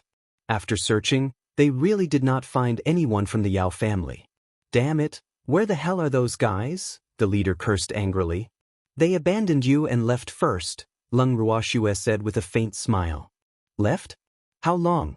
The leader asked foolishly. He thought that the other party had returned to the Yao family. Therefore, he was very angry. These lazy bastards had left without completing their mission. Let's see how he deals with them when he gets back. But even as he thought about it, he didn't know that he had no chance of going back. He just left. He should be able to catch up now, Lung Ruoxue reminded. Oh, kid, wait for me. I'll deal with you when I find my clansmen. The leader said fiercely to Feng De, let me help you. Feng De suggested with a smile. Yes, we will also help you. Qing Wu and the others echoed. How do you want to help me? The leader was puzzled. Of course, I'm sending you on your way. Feng De smiled evilly and immediately released several light blue divine powers. The others followed suit. In an instant, colorful divine power danced in the air. In the blink of an eye, it tightly entangled the leader of the Yao family. He did not even have the time to resist, let alone leave any words behind before disappearing from this world. Chapter 979, Flame City, 1. When the teams present saw that the Yao family had been completely wiped out, they were all very happy. However, they started to worry. After hesitating for a moment, someone asked, does the Yao family know that we did this? Unless you reveal your identity to the Yao family, they probably won't know, Lung Ruoxue said calmly. Absolutely not. Several teams hurriedly expressed their stance. Everyone had just met by chance, so how could they easily tell others their true identities? That's good. Now that the matter is over, we can part ways. However, there are some things I have to remind you of. This matter is considered a secret between us. It won't do anyone any good to tell anyone, so keep your mouths shut. Otherwise, bear the consequences. Lung Ruoxue half reminded and half warned. We won't tell anyone. Please don't worry, the leaders promised. They weren't stupid. If word got out, their families would be doomed. So, of course, they wouldn't say anything. Of course I'm not worried about you. It's mainly the juniors of your families. Lung Ruoxue made it clearer. Don't worry, we'll remind them, the leaders said. Okay, then we'll take our leave. With that, Lung Ruoxue led everyone in the opposite direction. After walking out of the sight of those teams, Fengde asked softly, Miss, are we still going around in the mountains? No, let's go back to the First Alliance first. We've brought the former Alliance Master's son out for so many days. I'm afraid the former Alliance Master is so anxious that he's about to get angry, Lung Ruoxue teased with a light smile. Please keep reading on my box novel. What about this kid? Fengde pointed at the ape on his shoulder. He had knocked the ape out before the Yao family appeared. Let him eat this. His mouth isn't tight. It's better to let him forget it. Lung Ruoxue thought for a moment and took out a pill and handed it to Fengde. Okay. Fengde nodded, then took the pill and stuffed it into the Yuan Ho's mouth. Not long after, Yuan Ho slowly woke up. However, the first thing he asked when he woke up was, Have you found the bad guy who robbed me? Clearly, he didn't remember anything that happened after that. No, we've been here for more than half a month, but we haven't seen the team you mentioned, Fengde said helplessly. Then what should we do? What? It's been more than half a month? Yuan Ho shouted belatedly. Of course we're going back. If we don't go back, your father will think that you're missing. Fengde chuckled. Let's go back. Yuan Ho said weakly. Well, let's go. By the way, where's your bald eagle? His feathers should have grown out. Fengde suppressed his laughter. Yes. Yuan Ho nodded awkwardly. In fact, its feathers had grown longer, but they were still very short. That's good. Let's go back. Fengde patted Yuan Ho's shoulder and said comfortingly. Lung Ruoxue took out the little peacock. After everyone sat on it, there was no place for Yuan Ho, so he could only reluctantly take out its black eagle that had yet to grow fur. Beauty, we meet again. I really missed you to death. Unfortunately, Master refused to let me out. Boo-hoo, Black Egg, which had just left the beast's space, cried like a ghost. It was really heartbreaking for those who heard it and those who saw it cried. Lung Ruoxue and the others were speechless and sighed. They didn't know what to say. Black Egg, don't embarrass yourself. Yuan Ho frowned. Even though he had done many embarrassing things, he had never been as embarrassed as Black Egg. Ow! The Black Egg let out a wolf howl, which immediately attracted all the wolves in Phoenix Cry Mountain. The sound rose and fell, and it was very rhythmic. Lung Ruoxue and the others looked at the top-grade Black Egg, and the speechlessness in their hearts deepened. This was really a match made in heaven. Now, everyone unanimously agreed that this man and beast were a perfect match. Little Peacock, let's go. Lung Ruoxue shook her head helplessly and instructed. Please keep reading on my box novel. Yes, Master. The little peacock flapped its wings and flew away from Phoenix Cry Mountain. Beauty! Wait for me. Seeing this, Black Egg hurriedly wanted to chase after her, but was stopped by his master. Master, don't hold me back. I'm going after Beauty. The Black Egg said anxiously. It had not seen Beauty in a long time. Damn it, do you only have your beauty in your eyes? Do you still have me as your master? Master hasn't even sat on it. Do you want to abandon him and fly away alone? You dead beast that forgets your master when you see a woman. Yuan Ho cursed resentfully. Master is the same. Black Egg muttered, feeling extremely aggrieved. I beg your pardon? Bellowed Yuan Ho. Nothing. Master, come and sit on it. The Black Egg urged fearfully. Behave yourself, or the peacock won't be the one plucking your fur next time. Yuan Ho warned. Then he sat on the Black Egg's back. After sitting on it, he couldn't help but secretly grumble. It was still more comfortable to sit on a hairless black egg. It was meaty. Yes, master. Black Egg's apology was sincere, but there was something crude about the way it moved. With a whoosh, it flew into the sky and chased after the little peacock. Beauty! Wait for me!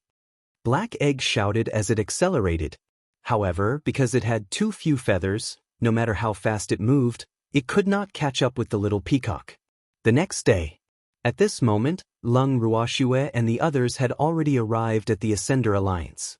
However, they did not enter the city but stayed outside the city gate to wait for the apes. After waiting for a while, it was almost noon, but Yuan Ho still had not arrived. Miss, did something happen to Yuan Ho? Should I go look for it? Feng De said worriedly. Unfortunately, he was not worried about Yuan Ho's safety, but God forbid anything should happen to him and ruin their plan. Chapter 980, Flame City, 2. Don't worry. It's very safe along the way. It must be because that damn eagle has too few feathers, so it flew a little slower. The little peacock said with great certainty. It was so happy to not be harassed by beasts along the way. Yes, wait a little longer. They should be here soon. Lung Ruoxue chuckled. Beauty! Wait for me. As soon as Lung Ruoxue finished speaking, Black Egg's voice came from afar. Before long, the man and eagle finally arrived. Beauty! Did you miss me? Black Egg quickly asked as soon as he landed in front of Lung Ruoxue and the others, as if he was afraid that the little peacock would forget him. You tell me. Peacock shot back. You definitely did, Black Egg said with certainty. The smug expression on his face was as annoying as it could get. Yes, I want to beat you up, the little peacock said with a faint smile. Fighting is affection and scolding is love. Beauty. Black Egg said excitedly. After saying that, he ignored his master, who was still sitting on his back, and prepared to lie down and let the little peacock do whatever she wanted. Yuan Ho, who had almost fallen, quickly climbed down from the black eagle's back and pointed at the Black Egg. However, he was so angry that he could not say a complete sentence. Alright, stop fooling around. Let's enter the city. Lung Ruoxue said speechlessly. She was helpless against this black eagle. Moreover, she couldn't understand why this black eagle looked like a little peacock. Yes. Yuan Ho nodded obediently, then glared at the Black Egg. Let's go. Lung Ruoxue said and walked in front without looking back. As soon as he returned to the territory of the First Alliance, the guards patrolling the city discovered traces of Yuan Ho and immediately reported it to the Alliance leader. A moment later, Yuan Biao ran up to them while panting and scolded the ape. However, he was smiling when facing Lung Ruoxue and the others. Miss Ning, you're finally back. I don't know where you went either. I was so anxious, Yuan Biao said in embarrassment.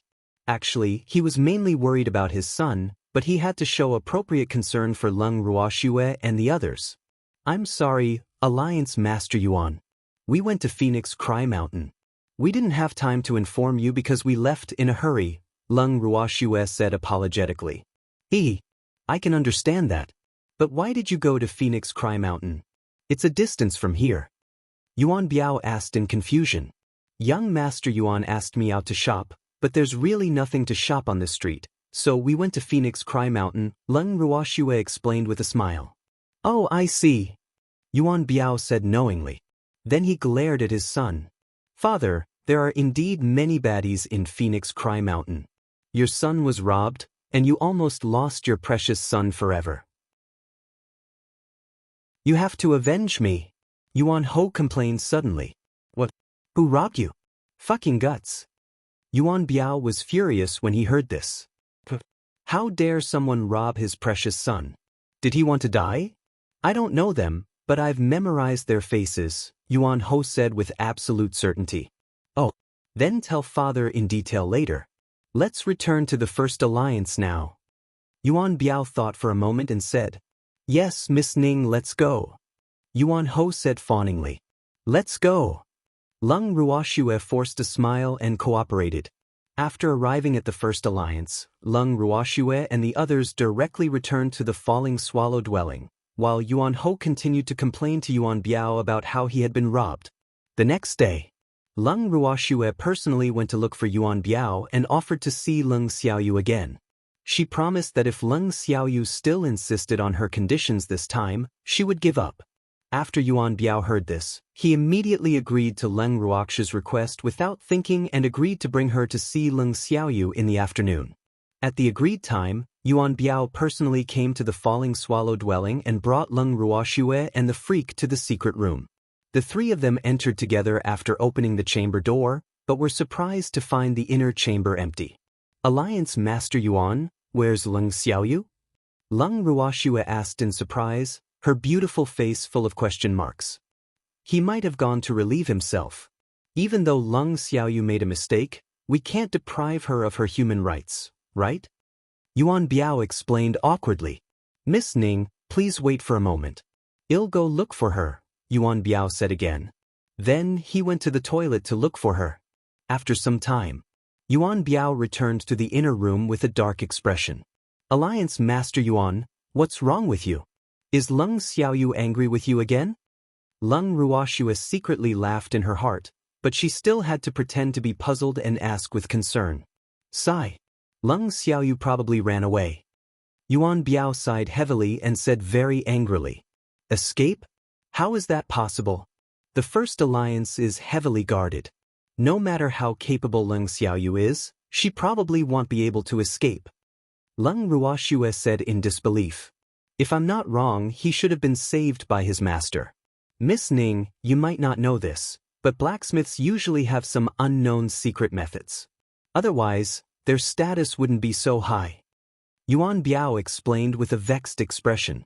Then what should we do now?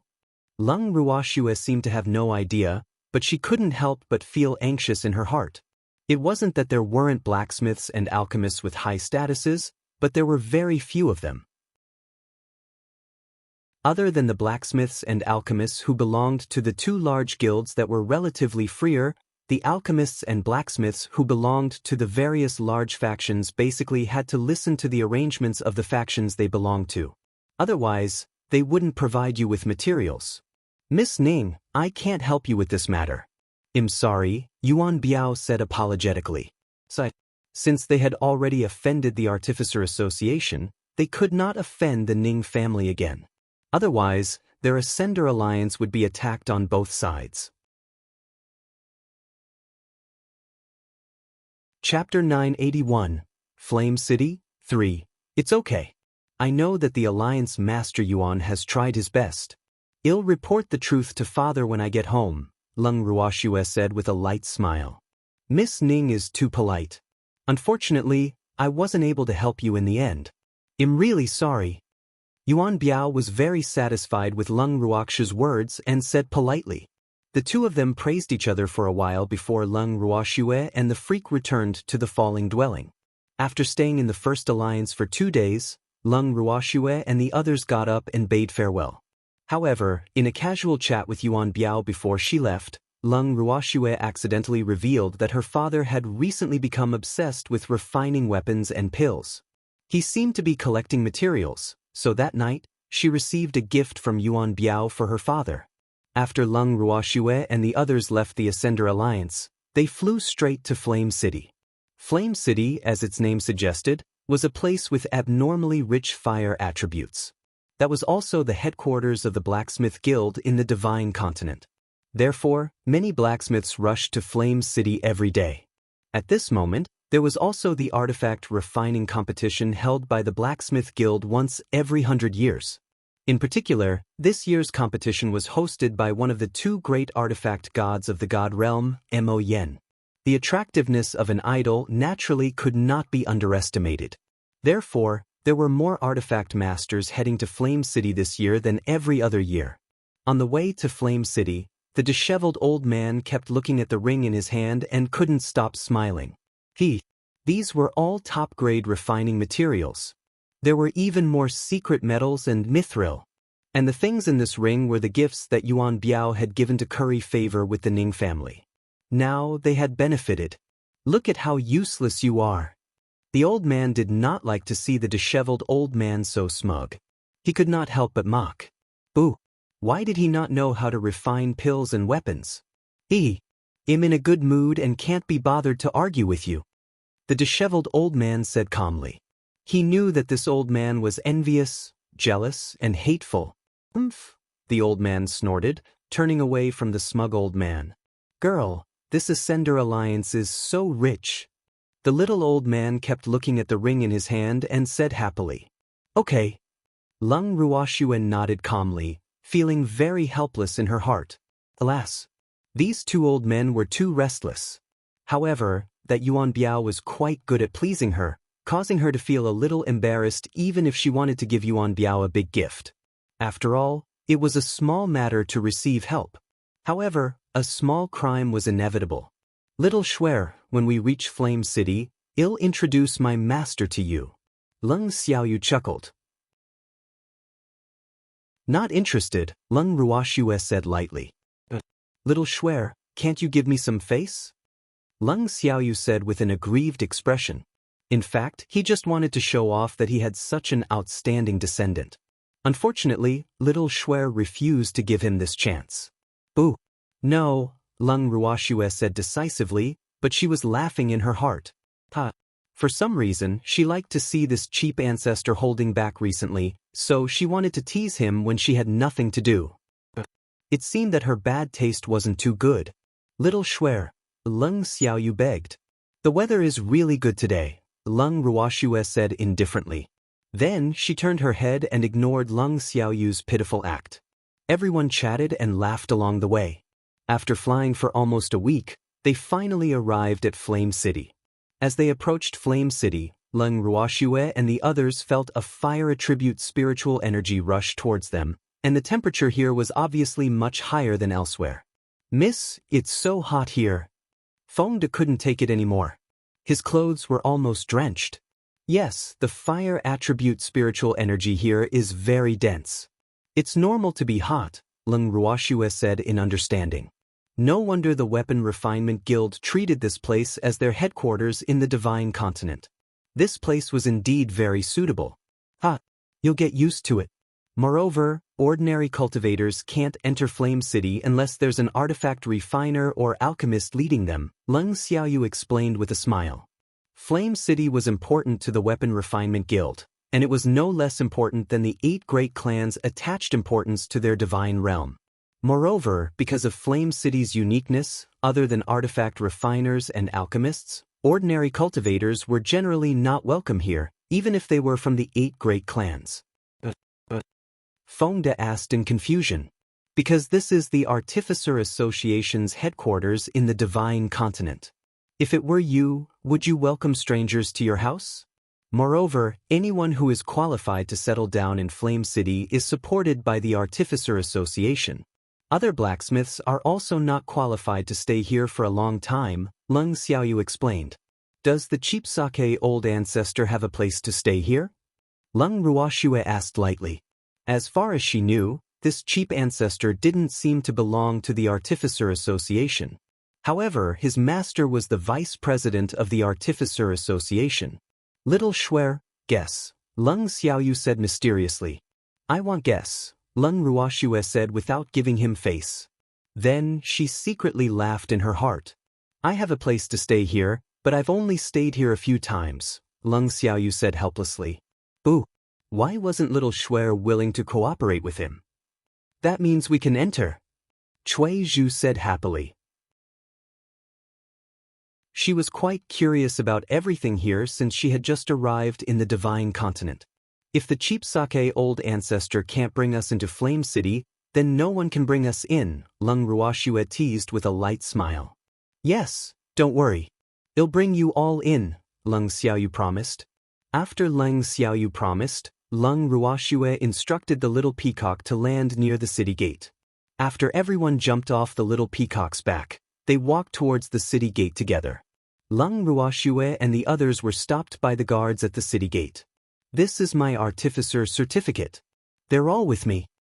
Lung Xiaoyu took out a red token and said to the guard, You can go in but they can't.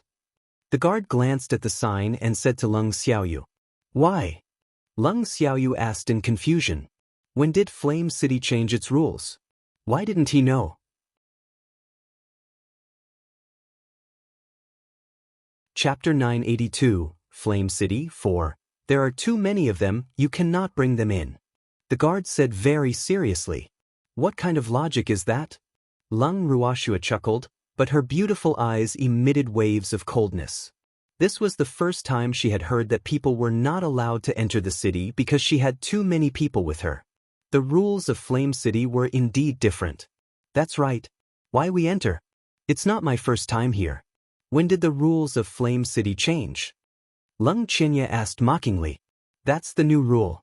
There are already a lot of people in the city, so we have to control the number of people entering the city. The guard said in a Business-like manner. Who set this rule? Lung Xiaoyu asked unhappily. Damn it, wasn't this trying to provoke conflict? He knew very well that if not for him, Little Schwer and the others would have beaten the guard up without hesitation. The president, of course, the guard said righteously. Which president? Lung Xiaoyu demanded. Aren't you an artificer? How can you not know who is the president? The guard retorted. All right, the president, right? I'll go find him. Lung Xiaoyu said angrily. You can go to him, but these men cannot enter the city without the president's permission, the guard said stubbornly. Cheap sake, old ancestor, in that case we won't force you. You can go in first. However, if that president doesn't invite us personally, I won't enter Flame City. Suddenly, Lung Ruakshu's cold voice floated into Lung Xiaoyu and the guard's ears. Still, it was more for the guard's ears than anything else, because she'd seen the guard let another team, no less numerous than their own, into Flame City before they did. The difference in treatment naturally infuriated her. Alright, then wait for me here for a while. I'll be back soon. Lung Xiaoyu naturally understood what Little Schwer meant. He strode into Flame City after looking at the guard with a faint smile. Miss, what should we do?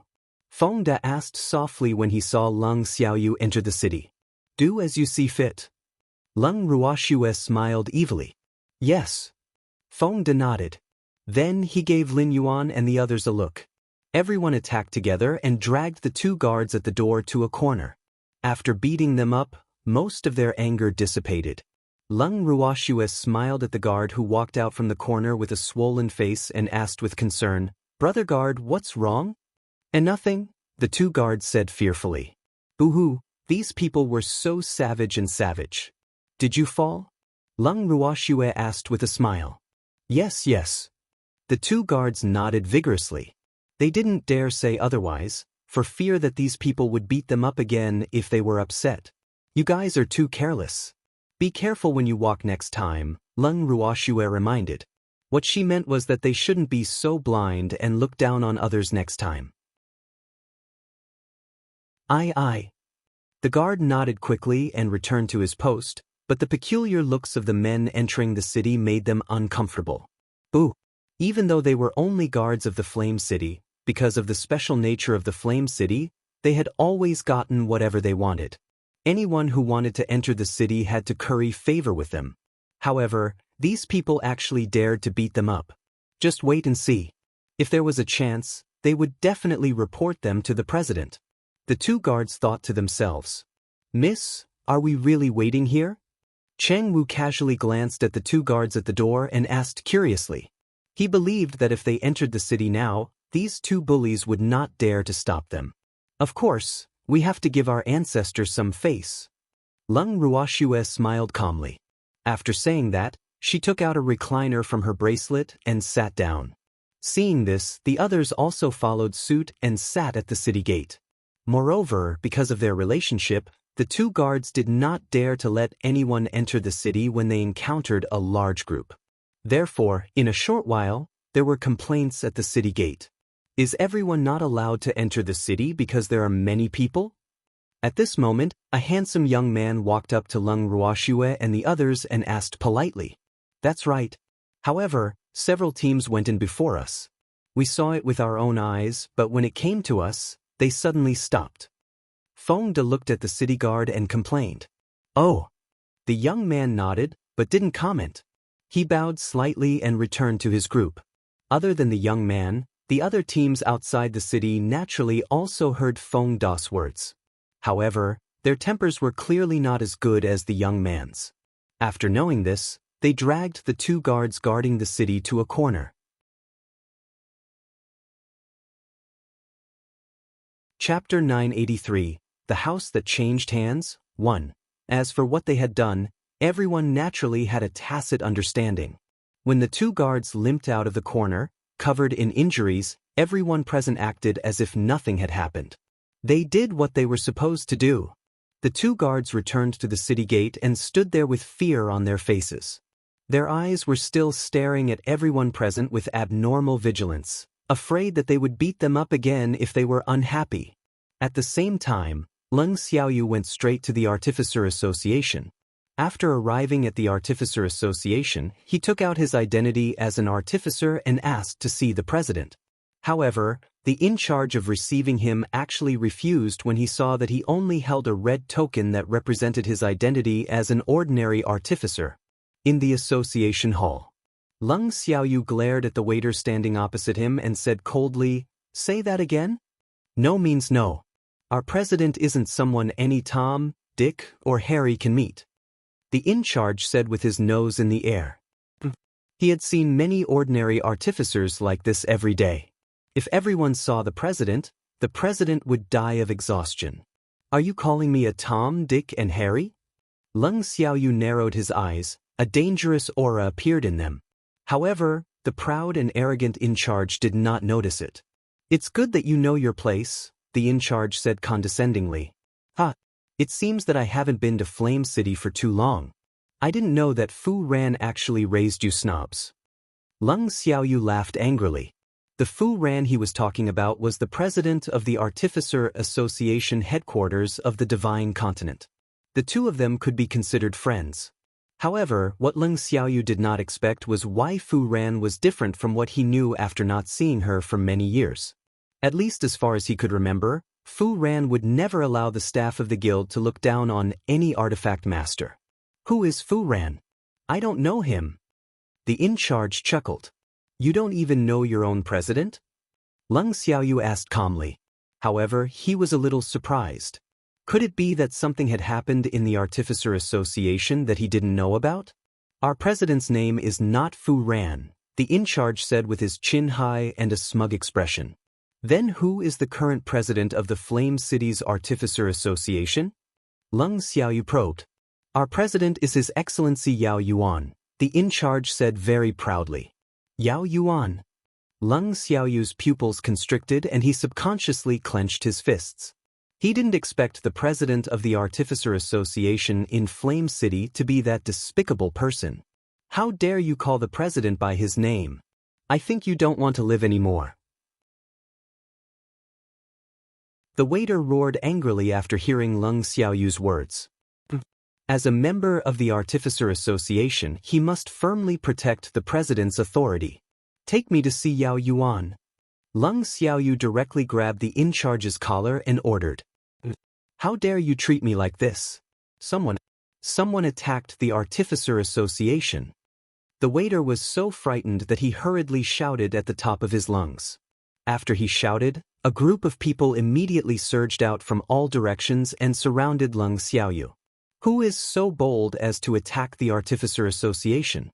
You really don't want to live anymore." The guard roared angrily. There were more people entering Flame City than usual now, and their workload had increased drastically. However, there were actually still people who dared to cause trouble in the Artificer Association. Wasn't this like plucking fur from a tiger's butt? "Captain Zhao doesn't even recognize me?" Leng Xiaoyu looked at the person who spoke with a faint smile, but the smile didn't reach his eyes. "Your Excellency Leng Xiaoyu." Captain Zhao's eyes widened in disbelief. Didn't he hear that Leng Xiaoyu had returned to the boundless heaven continent? Why did he appear on the divine continent again? "Finally, someone remembers me," Leng Xiaoyu said mockingly.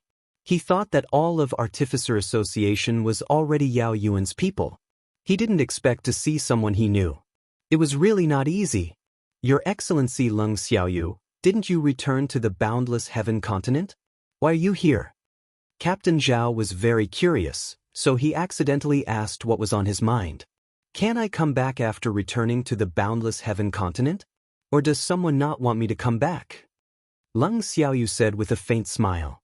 Your Excellency Leng Xiaoyu really likes to joke. Captain Zhao laughed dryly and awkwardly. Does Captain Zhao just got to know me today? Am I someone who likes to joke? Leng Xiaoyu asked calmly. Captain Zhao felt a headache coming on as he faced Leng Xiaoyu. He couldn't afford to offend this master. What kind of eyesight did this in-charge have? He actually didn't even know the famous Leng Xiaoyu. Damn it. Thinking of this, he couldn't help but glare fiercely at the in-charge. At this moment, the in-charge was already scared silly by Leng Xiaoyu. I want to see Yao Yuan, Leng Xiaoyu said to Captain Zhao without even looking at the small in-charge. Your Excellency Leng Xiaoyu, President Yao is in a meeting. His Excellency Mo Yen is also here, Captain Zhao said honestly. At the same time, he couldn't help but grumble in his heart. You cannot give Yao Yuan face, but you do have to give your master face. Therefore, he didn't think that Leng Xiaoyu would barge into the meeting room. Is that so?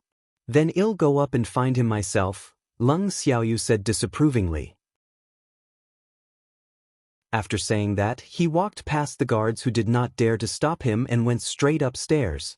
Even though he had not been here for many years, he was once very familiar with this place. Therefore, he did not need anyone to lead the way. He found the location of the meeting room with his eyes closed. The conference room was on the 3rd floor of the Artificer Association. After Leng Xiaoyu reached the 3rd floor, he knocked symbolically and pushed the door open. Damn it! Who allowed you to barge into the meeting room? Suddenly, a roar sounded in Leng Xiaoyu's ear. It's been many years since we last met, President Yao. Your voice is full of energy. It seems like you've taken care of yourself a lot, Leng Xiaoyu teased calmly. Leng Xiaoyu? Yao Yuan, who was sitting on the chair, stood up in shock and looked at him in disbelief. Chapter 984, The House That Changed Hands, 2. Wasn't Leng Xiaoyu captured by the Ascender Alliance? Why was he here? Yuan Biao was really too useless. He couldn't even watch over a person. He couldn't help but grumble in his heart. To be honest, after hearing that Leng Xiaoyu had been locked up by Yuan Biao, he was actually even happier than hearing that he could be the president. Because this damn man had always been his greatest enemy. He was also the person he hated the most in his life. President Yao must not want to see me, Leng Xiaoyu said with a light smile. How could that be? I heard that you were locked up by Yuan Biao. I've been worried about you, Yao Yuan said insincerely. Sigh. President Yao is so good at talking. Leng Xiaoyu sighed. Damn it, are you saying that I'm not good elsewhere? Yao Yuan roared angrily. After seeing Leng Xiaoyu, the anger in his heart could not help but surge. At least you know your limits, Leng Xiaoyu said angrily. It felt good to anger someone. Yao Yuan pointed at Leng Xiaoyu, unable to say a complete sentence. His entire body was trembling with anger. Calm down. If anything happens to you, I'll feel guilty, Leng Xiaoyu said very seriously. Then, his gaze swept across everyone in the conference room. Other than Mo Yen, his master, who was sitting at the head of the table, he did not know anyone else. Other than his master who was smiling at him, the gazes of the others were not friendly or could be said to be ignored. Yao Yuan was so angry that he fainted. You fainted just like that? I didn't say anything. Leng Xiaoyu looked at the others innocently and said aggrievedly. What else do you want to say? Everyone couldn't help but grumble in their hearts. Yao Yuan was famous because of his looks. However, Leng Xiaoyu now thought that he hadn't grown up. How could a pretty boy accept this? Wake him up. A president who doesn't even have this bit of endurance. I really wonder if he can manage such an important association well? At this moment, the handsome man sitting beside Mo Yen said indifferently. Moreover, from his tone, he seemed to be very disdainful of Yao Yuan. Yes. A middle-aged man hurriedly replied. Then he took out a pill from his storage ring and wanted to feed it to Yao Yuan. However, Leng Xiaoyu stopped him. Wait, let me do it. Don't waste the pills, Leng Xiaoyu said with a wicked smile. Ah! The middle-aged man was stunned for a moment before putting the pill away. He couldn't ask for more if someone was willing to do it for him. That was one less pill wasted. He was dumbfounded immediately after. Leng Xiaoyu roughly pulled the unconscious Yao Yuan away from the table. Then he started punching and kicking him. When everyone saw this scene, they could not help but be dumbfounded. However, it was undeniable that the effect of this beating was surprisingly good. Not long after, Yao Yuan, who was already bruised and swollen, woke up. When Yao Yuan woke up, he realized that his entire body was aching and his bones seemed to have broken. Moreover, there seemed to be footprints on his body. The anger in his heart could not help but burn again. Damn it! Who did this? Who? Yao Yuan roared at the top of his lungs. At this moment, he had long forgotten the environment he was in and also forgot that Mo Yen, whom he was bent on pleasing, was watching his performance. It's me! Leng Xiaoyu saw that no one answered for him, so he could only speak for himself. Damn it, how dare you hit me? Yao Yuan gritted his teeth. I didn't hit you. Leng Xiaoyu's expression was very innocent. Then what are these footprints on my body? Don't tell me they ran onto me by themselves? Yao Yuan said hatefully. You fainted. I was only responsible for saving you, that's all. Leng Xiaoyu explained with a smile. After beating Yao Yuan up, he felt much better. How did you wake me up? Yao Yuan could not help asking. Do you want to know? Do you need me to demonstrate again? Leng Xiaoyu asked calmly. Yes. Yao Yuan nodded subconsciously. Then he realized what he was asking for. However, it was too late. Leng Xiaoyu's fist had already hit him. There was a bang, bang, bang, of fists hitting something and the sound of ghosts crying and wolves howling at the same time. Ah! Yao Yuan could not help but cry out in pain. However, the more he shouted, the harder Leng Xiaoyu punched him. Don't cry out that if you're a man, Leng Xiaoyu said as he beat him up. Leng Xiaoyu, I won't let you off. Yao Yuan cried bitterly and said fiercely. All right, I'll wait for you. Leng Xiaoyu beat him up a few more times before stopping. After beating him up, Leng Xiaoyu dusted his hands and sat down in Yao Yuan's seat. Master, I heard that the rules in the city have changed? Leng Xiaoyu asked bluntly. What rules? Mo Yen said very cooperatively. He knew that this disciple of his definitely had a reason for beating up Yao Yuan. In fact, he was also a protective person. Unfortunately, he had not been able to help much in the matter of his disciple being captured. Therefore, he was a little apologetic to his only disciple. Ever since he found out that he had been rescued from the Ascender Alliance, the guilt in his heart had increased. Therefore, at this time, he naturally did not hesitate to stand on his disciple's side. No teams with more people are allowed to enter the city, Leng Xiaoyu said indifferently. There's such a rule? Why didn't I know about it? Mo Yan's incomparably handsome face was filled with question marks. Before the start of the weapon refinement competition this time, he had already expected that there would be many people coming. Therefore, he specially instructed to strengthen the security in the city to avoid unnecessary trouble. As for the rule that his obedient disciple mentioned, he really didn't know. I heard that this rule was set by our president Yao Yuan. Leng Xiaoyu sneered. Yao Yuan, did you set this rule? Mo Yen narrowed his eyes and asked in an unfriendly tone.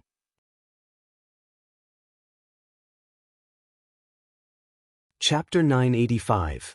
The House That Changed Hands, 3. Sir Mo Yen, I set this rule for the sake of the safety of Flame City.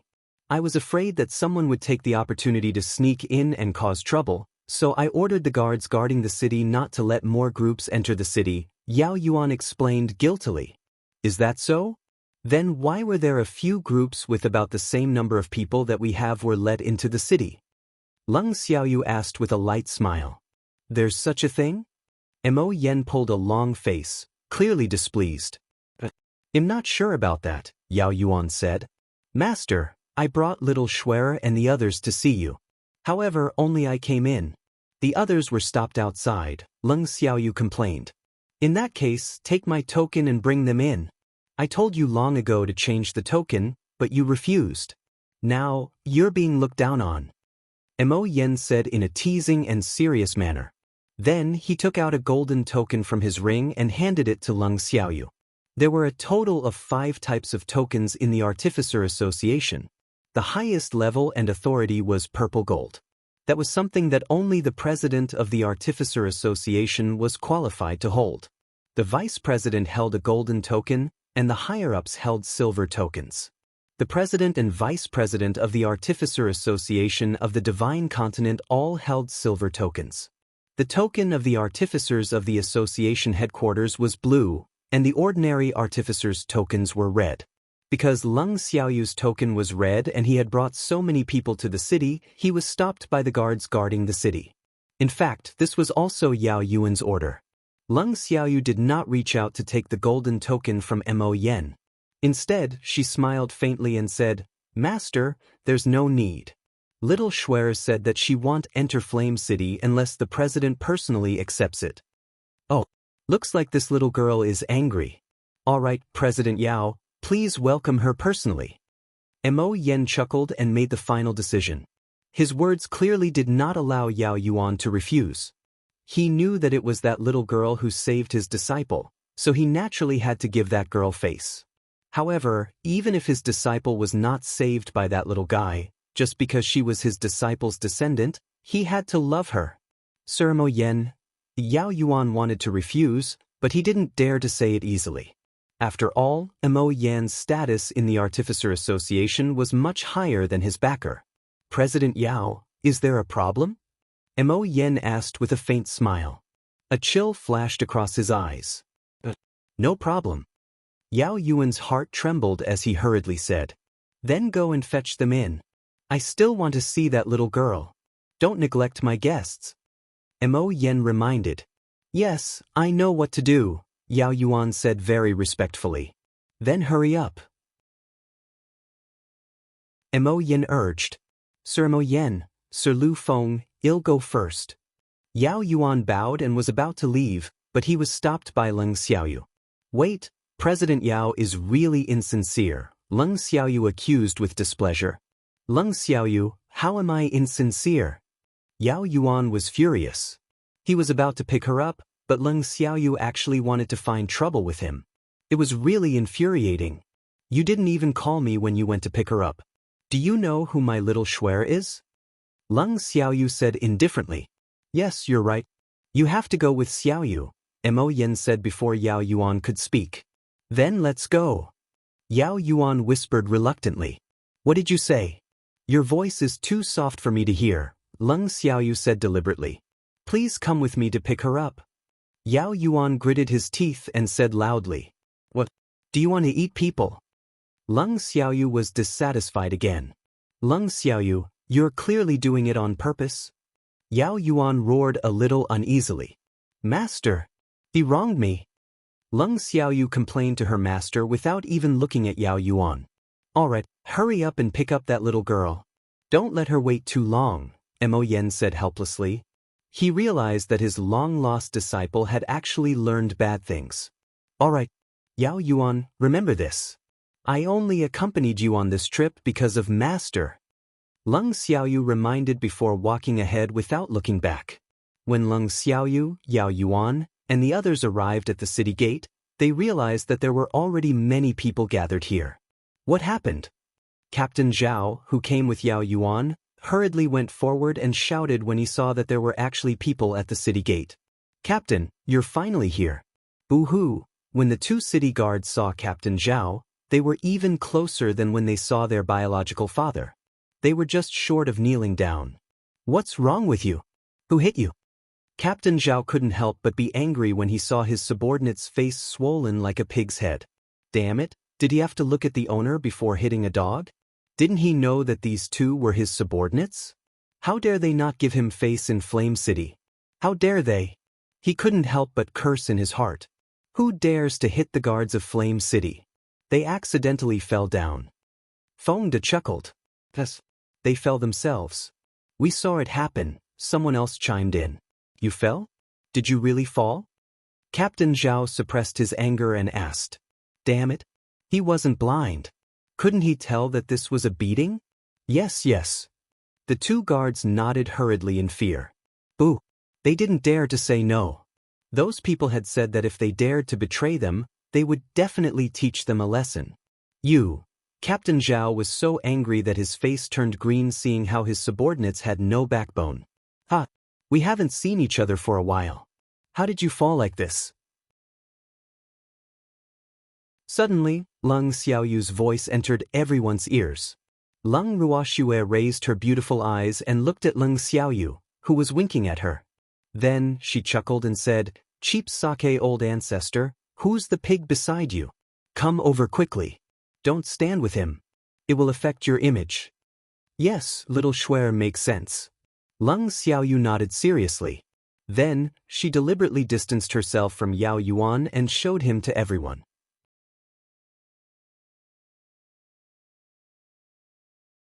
Chapter 986, The House That Changed Hands, 4. Who's this? Everyone seemed to have just seen Yao Yuan and immediately turned pale with fright. Because the masterpiece on this person's face was not inferior to the two guards. Let me introduce everyone.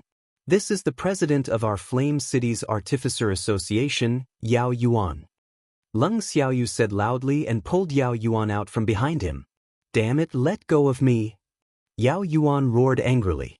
He glared at Leng Xiaoyu with fire in his eyes, wishing he could bore a hole in his body. Yao Yuan, you can't be so shy as the president of the Artificer Association. Leng Xiaoyu reminded him earnestly. His words almost made Yao Yuan explode with anger. I'm not shy, the Yao family roared angrily. He knew that this damn Leng Xiaoyu was clearly doing it on purpose. Leng Xiaoyu, they'll remember this debt. Cheap sake old ancestor, so the president of the Artificer Association of the Flame City looks like this. Leng Ruoxue said in realization and disappointment. Yes, well, make do. Anyway, we won't be able to look at him for too many days, Leng Xiaoyu comforted. Sigh. I wonder if I can still eat dinner after seeing him. Leng Ruoxue's beautiful face was filled with worry. Yao Yuan, who was so angry that he was about to explode, raised his head and was about to curse. However, when he saw the peerless beauty not far away, he was stunned. Who was this woman? She was so beautiful. He had never seen such a beautiful woman in his life. Looking at Leng Ruoxue, his swollen eyes that were only left with a slit released countless hearts. Deep in his heart, he felt as if he had been struck by lightning. After a while, Yao Yuan came back to his senses and looked at Leng Ruoxue in embarrassment. I'm Yao Yuan, the president of the Flame City's Artificer Association. May I know your name? Are you the one who stipulated that no groups with more people are allowed to enter the city? Leng Ruoxue asked with a light smile. This is all a misunderstanding. Yao Yuan hurriedly said. I know very well whether it's a misunderstanding or not. Tell me now. There are so many of us here. Do you plan to personally invite us into the city, or do you want us to return directly? Give us a straightforward answer. Leng Ruoxue said to herself, not even bothering to look at Yao Yuan. However, the injuries on that guy's face couldn't be the work of the cheap sake old ancestor, right? She couldn't help but think to herself. Exactly. Give us a straight answer. We can't make this trip for nothing. I beg Excellency Mo Yen to uphold justice. Someone shouted as soon as Leng Ruoxue finished speaking. I'm here to personally invite you into the city, Yao Yuan said weakly. Boo! The little beauty was angry with him. Only me. Leng Ruoxue deliberately emphasized. No. Everyone. Yao Yuan felt for the first time that he wanted to burrow into the ground facing everyone's covetous gazes. How? Leng Ruoxue asked again. Yao Yuan wiped the cold sweat off his forehead and thought to himself, what does this little beauty mean? Inviting meant inviting. What other way was there? We've been stopped outside the city for so long. We were exposed to the wind and sun, hungry and hot. You have to compensate us, right? Leng Ruoxue chuckled. Everyone, we didn't think this through. I'm sorry, everyone. Why don't you follow us into the city first? As for the rest, we can talk about it. At this moment, a middle-aged man spoke before Yao Yuan. Can you make the decision? Leng Ruoxue raised her eyelids slightly and asked coldly. I can make the decision. The middle-aged man braced himself and said, alas. He couldn't let these people block the city gate. How could this be? Can he make the decision? President Zhu. Zhu means pig. Leng Ruoxue clearly didn't believe the middle-aged man and looked at Yao Yuan. Yes, my surname is not Zhu. My surname is Yao. Yao Yuan reminded helplessly. It doesn't matter, Leng Ruoxue said indifferently. Then she said to the others present, since the Artificer Association is willing to compensate us, let's give President Zhu some face and enter the city. Good. Everyone was cooperative. Leng Ruoxue and the others passed Yao Yuan and walked straight into the Flame City. The others followed closely behind. As for the two guards guarding the city and the representative of the Artificer Association, they were left behind. After entering Flame City, Leng Ruoxue and the others greeted the other teams and let Ling Xiaoyu bring them to his residence in Flame City. After walking a few streets, Leng Ruoxue and the others came to a rather imposing house. Cheap Sake Old Ancestor, is this your residence in Flame City? Leng Ruoxue asked softly. Yes, actually, I haven't lived here for long. I didn't expect this house to be maintained well. Leng Xiaoyu looked at the clean and tall building in front of her and said with satisfaction. At this moment, the door of the house suddenly opened. A middle-aged man who looked like a butler walked out. When he saw them, he frowned and shouted, Stay away from here. Not everyone can come here. My master is resting. If you wake him up, you won't have a good time. Ah. Leng Ruoxue and the others were stunned when they heard the middle-aged man's words. Then, they looked at Leng Xiaoyu in confusion. Cheap Sake Old Ancestor, isn't this your home? Leng Ruoxue's beautiful face was full of question marks.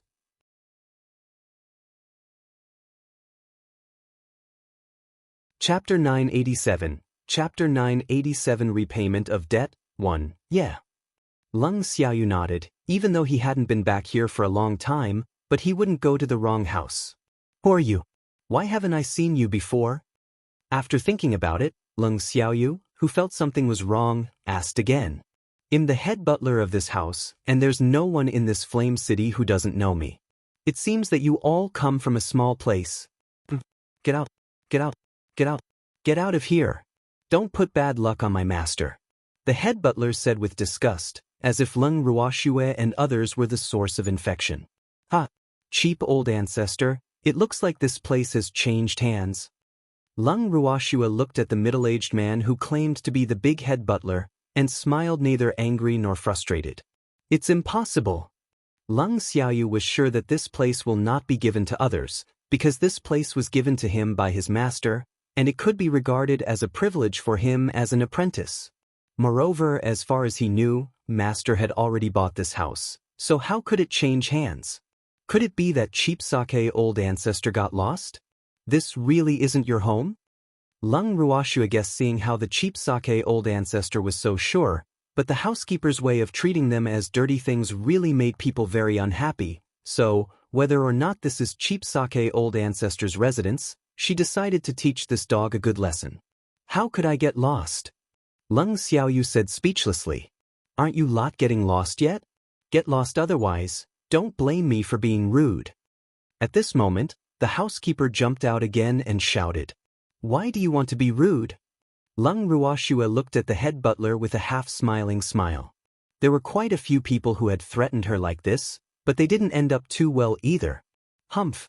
I'll let someone kick you out of here. If you don't hurry up and get lost.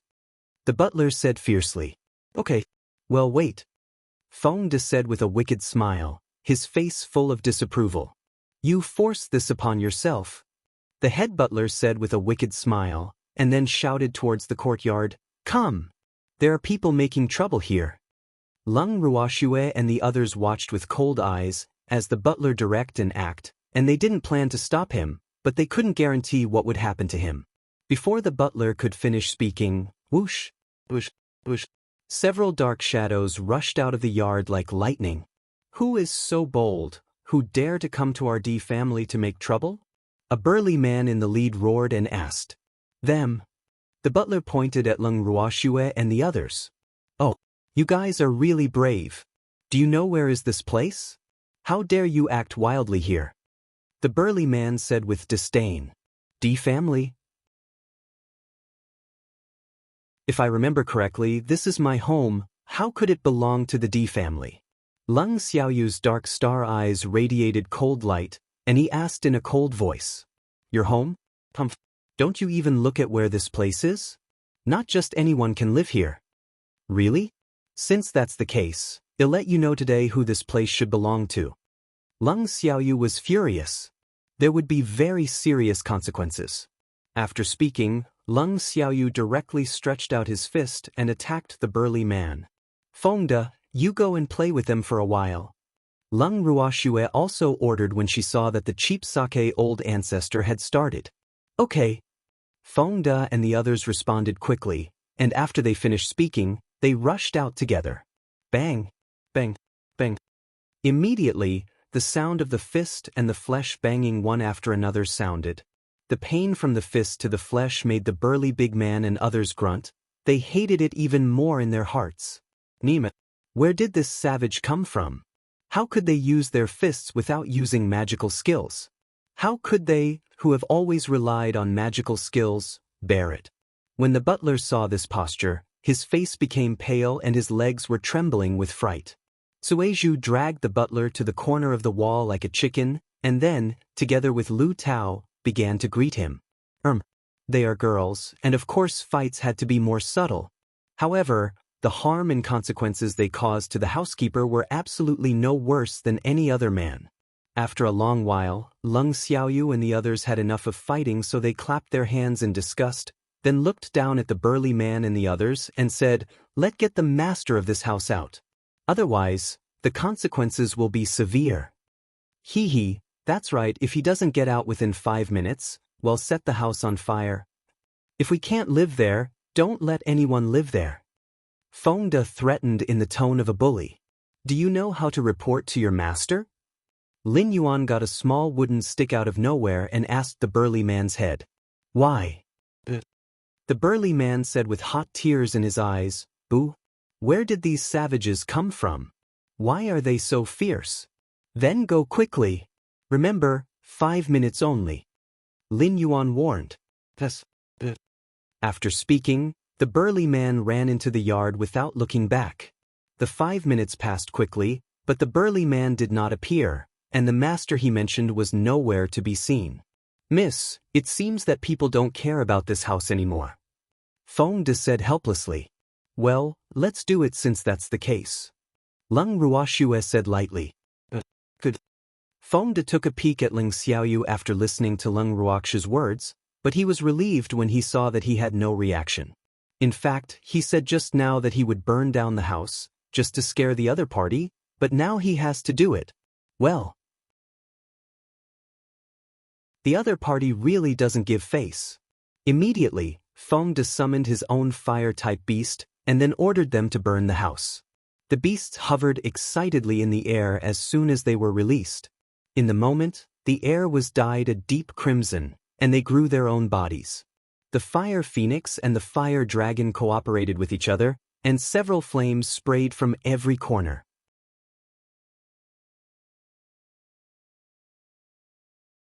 Chapter 988. Chapter 988 Repayment of Debt 2. In an instant, fire blazed into the sky, and the incomparably hot flames quickly destroyed most of the huge house, and the servants hurried out of the courtyard. However, when those servants saw Lung Ruoxue and the others, they all turned pale with fright and dared not move at all. The burly man was standing among the servants at this time. He looked at Lung Ruoxue and the others with a complicated expression, and he couldn't tell what it was like, because he never dreamed that someone would actually dare to be there. The Artificer Association would not stand by and do things like burning other people's houses in Flame City. Where's your master? The one with the surname D? Fengde asked coldly, looking at the crowd in front of him. The servants hurriedly shook their heads and said they didn't know, but Fengde didn't believe their nonsense. Seeing their guilty conscience, He knew that these people definitely knew where that D person went. Not telling? You're adding fire to oil. Feng De didn't waste his breath and ordered directly. Looking at the fire that filled the sky, he couldn't help sighing in his heart, hee. This fire phoenix and fire dragon were simply familiar with doing this kind of thing. They looked like habitual criminals. Hearing their master's order, and feeling the pride from the master's heart, the beasts worked harder, and the flames soaring to the sky spurted out of their mouths. Boom! With a loud noise, the entire house was completely reduced to ashes. Stop! Suddenly, a loud shout sounded in everyone's ears at the same time, but unfortunately, it was a bit late. You are so bold, how dare you make trouble in Flame City? The person who spoke said again. Lung Ruoxue raised her beautiful eyes lightly and looked at the person who made the sound.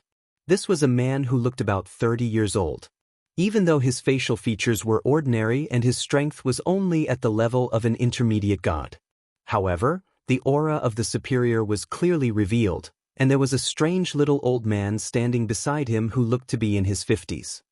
He had a wretched face and a pair of mung bean-sized eyes which were staring at them with hatred. President Liu, these people dare to come to my house to make trouble, you have to uphold justice for me.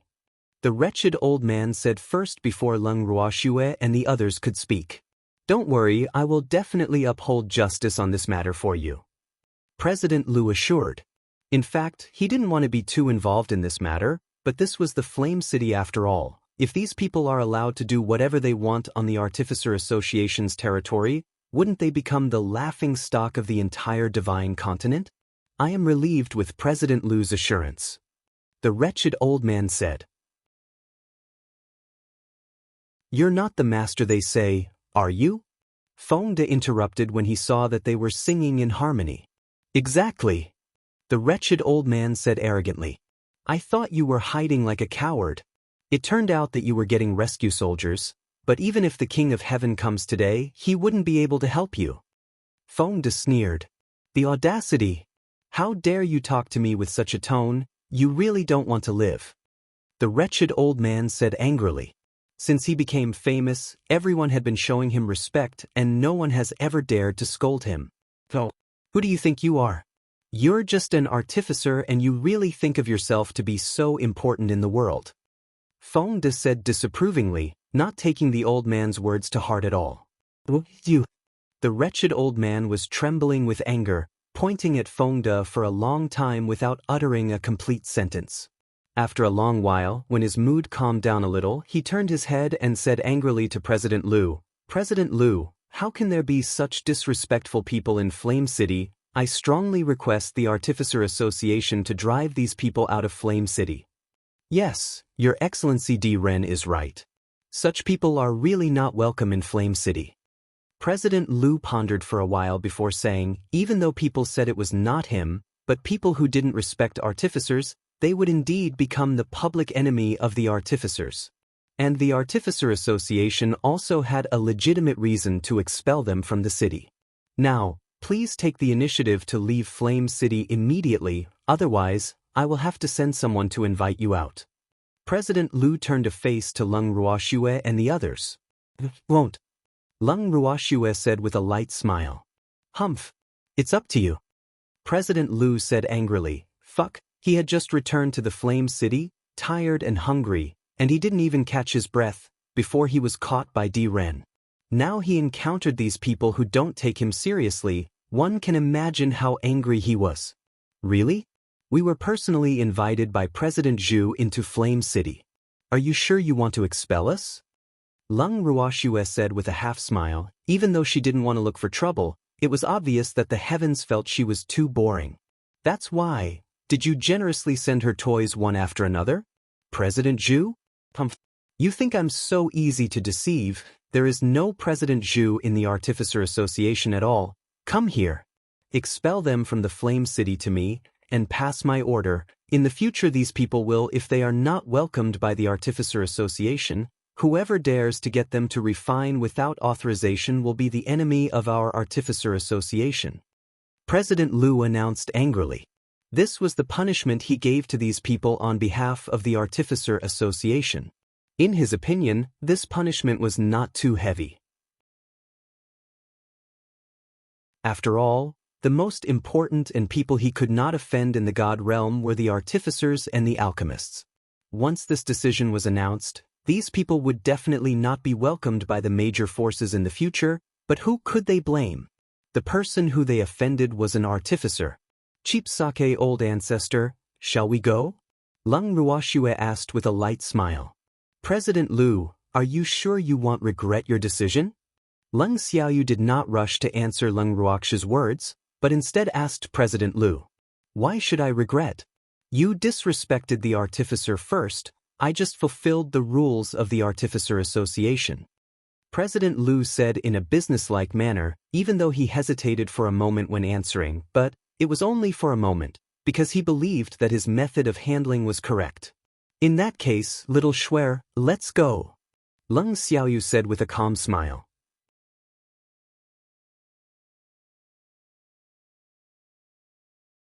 Chapter 989. Chapter 989 Repayment of Debt, 3. Okay.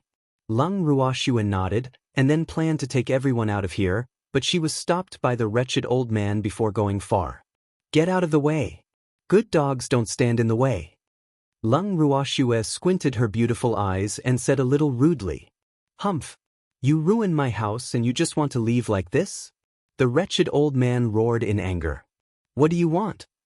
Lung Ruoxue asked with a light smile. You must compensate for my losses. The wretched old man said without hesitation. How am I supposed to compensate you? Lung Ruoxue asked in confusion. This house cost me a lot of crystals. How about this? You can compensate me with 1,000,000 supreme-grade crystals. The wretched old man said with a magnanimous face. 1,000,000 supreme-grade crystals? Are you sure? Lung Ruoxue asked with a half-smile. Of course, it has even been discounted for you. Otherwise, you would have to pay more. The wretched old man said in a kind-hearted manner. You're such a kind-hearted person, but I want to know how many supreme-grade crystals would we have to compensate if it wasn't discounted? Lung Ruoxue asked curiously. Based on my house, if I don't discount it, you have to compensate me at least 2,000,000 supreme-grade crystals. The wretched old man thought for a while and said, in fact, this house did not require so much money, but of course, he had his own purpose. This house is really expensive. Let me tell you the truth. We have no money, so do you want our life? Lung Ruoxue asked slightly mockingly. I don't want your life. Since you don't have any money, you can stay as collateral. You can leave when you pay off the money. The wretched old man said bluntly, and when he said them, he was naturally referring to Feng de et al., cheap sake old ancestor. This old man wants to keep me to pay off his debts. What do you think? Lung Ruoxue asked Lung Xiaoyu and others for their opinions innocently. If that's the case, then Xiao Schwer, you should stay behind to pay off the debt. Lung Xiaoyu said in a difficult way. Freak. After listening to Lung Xiaoyu's words, Lung Ruoxue's beautiful eyes were filled with tears, and she looked at her man pitifully. Schwer, I will work hard to make money and redeem you. The freak's incomparably handsome face was full of reluctance. Schwer, you have to take care of yourself. Lung Qingtian and Lung Ruhan said in unison. Miss, take care. Lu Tao and Cui Zhu also had tears in their eyes, their faces filled with unwillingness. Miss, you have to wait for us. Feng De and the others said goodbye to Lung Ruoxue, and after that, everyone turned their heads every 3 steps and left reluctantly. His jaw almost dropped seeing how easily the gang left his young miss. This was really incredible. He didn't know why, but he felt that this was not normal, because those people it doesn't look like it's so easily manipulated. Otherwise, how could they burn down his master's house? Old man, now my relatives and subordinates have left, I don't know how you want me to repay the debt? Lung Ruoxue asked with a light smile, and then removed the darling from the bracelet and held it in her arms. Darling was lying very obediently in the arms of the lovely master, with big bright eyes full of curiosity and innocence looking at the wretched old man in front of it, and then, a little scared, said, Cute master, what does he want to do to us? I don't know. Lung Ruoxue said calmly while stroking Darling's soft fluff. Grandpa, what do you want to do to us? Seeing that Darling couldn't get an answer from the lovely master, it had to turn to the wretched old man for help. Grandpa? Damn it, am I that old? Ren was a little flabbergasted when he heard the title. Lovely master, did I address him wrongly? Darling was very aggrieved, and the tears kept rolling in its eyes. Darling is not wrong, he is indeed an old grandfather. Lung Ruoxue quickly comforted. You guys, from now on, you will be my personal maidservant. Ren said while holding back his anger. Personal maidservant? I don't know how much debt I can pay off by being your maid, and personal in what way? Lung Ruoxue's face was full of question marks. Humph. You'll know when the time comes. Ren snorted coldly. Your Excellency Ren, since this matter has been resolved, I will leave first. At this time, President Liu said. Thank you for the help, President Liu. Ren said in a good mood, even though the house was destroyed, but what is a mere house to be able to get such a stunning beauty as a maid? After President Liu left, Ren put on the air of the master and ordered Lung Ruoxue. As a maid, you must follow the master's orders. The master says 1, you are not allowed to say 2. You must absolutely obey my order, otherwise, you will be served with the family law. Oh. Lung Ruoxue replied indifferently, without even raising her head. She continued to lower her head to smooth Darling's hair, while Darling closed its eyes comfortably. Damn it, did you hear what I said?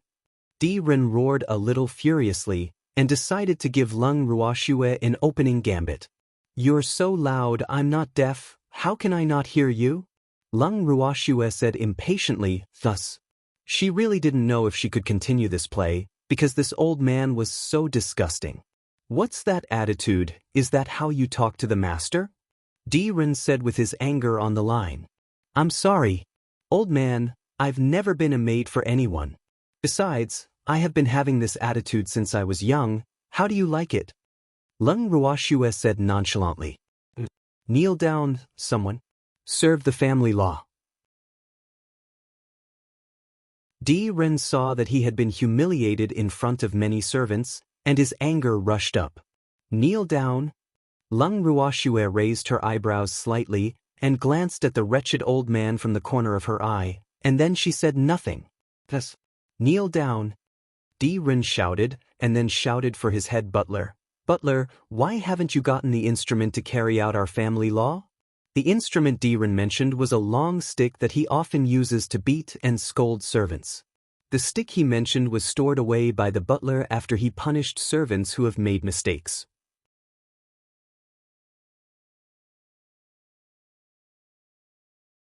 Chapter 990, Repayment of Debt, 4. Master, our house is gone, where can I get it? The butler said with some fear. At this time, his fear of Lung Ruoxue and others was still fresh, so he didn't dare to look at Lung Ruoxue. Yeah. The house is gone, are we going to stay at night? Lung Ruoxue also said. Humph. I'm the best artificer in the Artificer Association, would I have no place to live? Ren shouted loudly after hearing Lung Ruoxue's words. In that case, I advise you to find a place to live for yourself first. Otherwise, so many of us will have to accompany you on the street. Lung Ruoxue reminded, you don't need to teach me. I'm the master. Ren was a little annoyed and angry. Then hurry up and find a place. Lung Ruoxue urged, but couldn't help muttering in his heart. It seemed that Ren was also a nouveau riche, otherwise, which master would refer to himself as the master so often. Only people who are extremely insecure do this. Follow me. Ren ordered, and then he walked at the front with his head held high, while the other servants followed closely behind him. Lung Ruoxue naturally followed at the last of the row. What are you doing? You walk darn slow. I warn you. Don't try to run away. Ren turned back and warned. Don't worry. I won't run. Lung Ruoxue assured her very innocently, though she couldn't help but sigh in her heart. If she really wanted to run, could these people stop her? However, the fun has not started yet. Therefore, she would not leave even if she was driven away. That's good. Ren warned and continued to walk forward.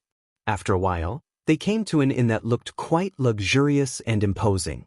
After seeing Di Ren, the shopkeeper of the inn hurriedly greeted him respectfully and asked a little puzzled, "Your Excellency Di Ren, why are you here?" "Shopkeeper, give me a few sweets, I'm going to stay for a few days," Di Ren said bluntly. The shopkeeper was a little puzzled. Why did His Excellency Di Ren come to the inn even though he lived in such a nice house? Alas! The thoughts of these people with status were really strange. At this time, Di Ren's house was burned down and it has not been spread here, so he is not clear. Just when the shopkeeper wanted to take Di Ren upstairs, suddenly, a voice sounded around everyone's ears. "Miss Leng, are you here too?" "Yeah. That old man brought me here, and I'm his maidservant now." Leng Ruoxue looked at the young man in front of him and explained with a light smile. This man was none other than the one they met at the door previously. Ah! The young man was stunned for a while, a little speechless. How did Miss Leng become the personal maid of a bad old man in the short time they parted? Looking at the disheveled and scarred subordinates behind Di Ren, the fire of his gossip was raging. "The old man's name is Di Ren, he seems to be the chief artificer of this flame city, and I ordered my subordinate to burn down his house, so now I have to pay off the debt until my subordinate pays off the crystals owed to him. Only then can I be free." Leng Ruoxue explained indifferently, not having the consciousness and emotional depression of being a servant girl at all. "So that's the case, I wonder how many crystals Miss Leng owes him?" The young man was very curious, but he had already decided in his heart that it must be the old man who had a crush on Leng Ruoxue, otherwise, why else would he get such a beautiful young girl as a maid? 2 million supreme-grade crystals, but the old man gave me a 50% discount. Leng Ruoxue said with a light smile. "What kind of house is so expensive?" The young man was stunned, and he was even more convinced of the evil intentions in that good-for-nothing.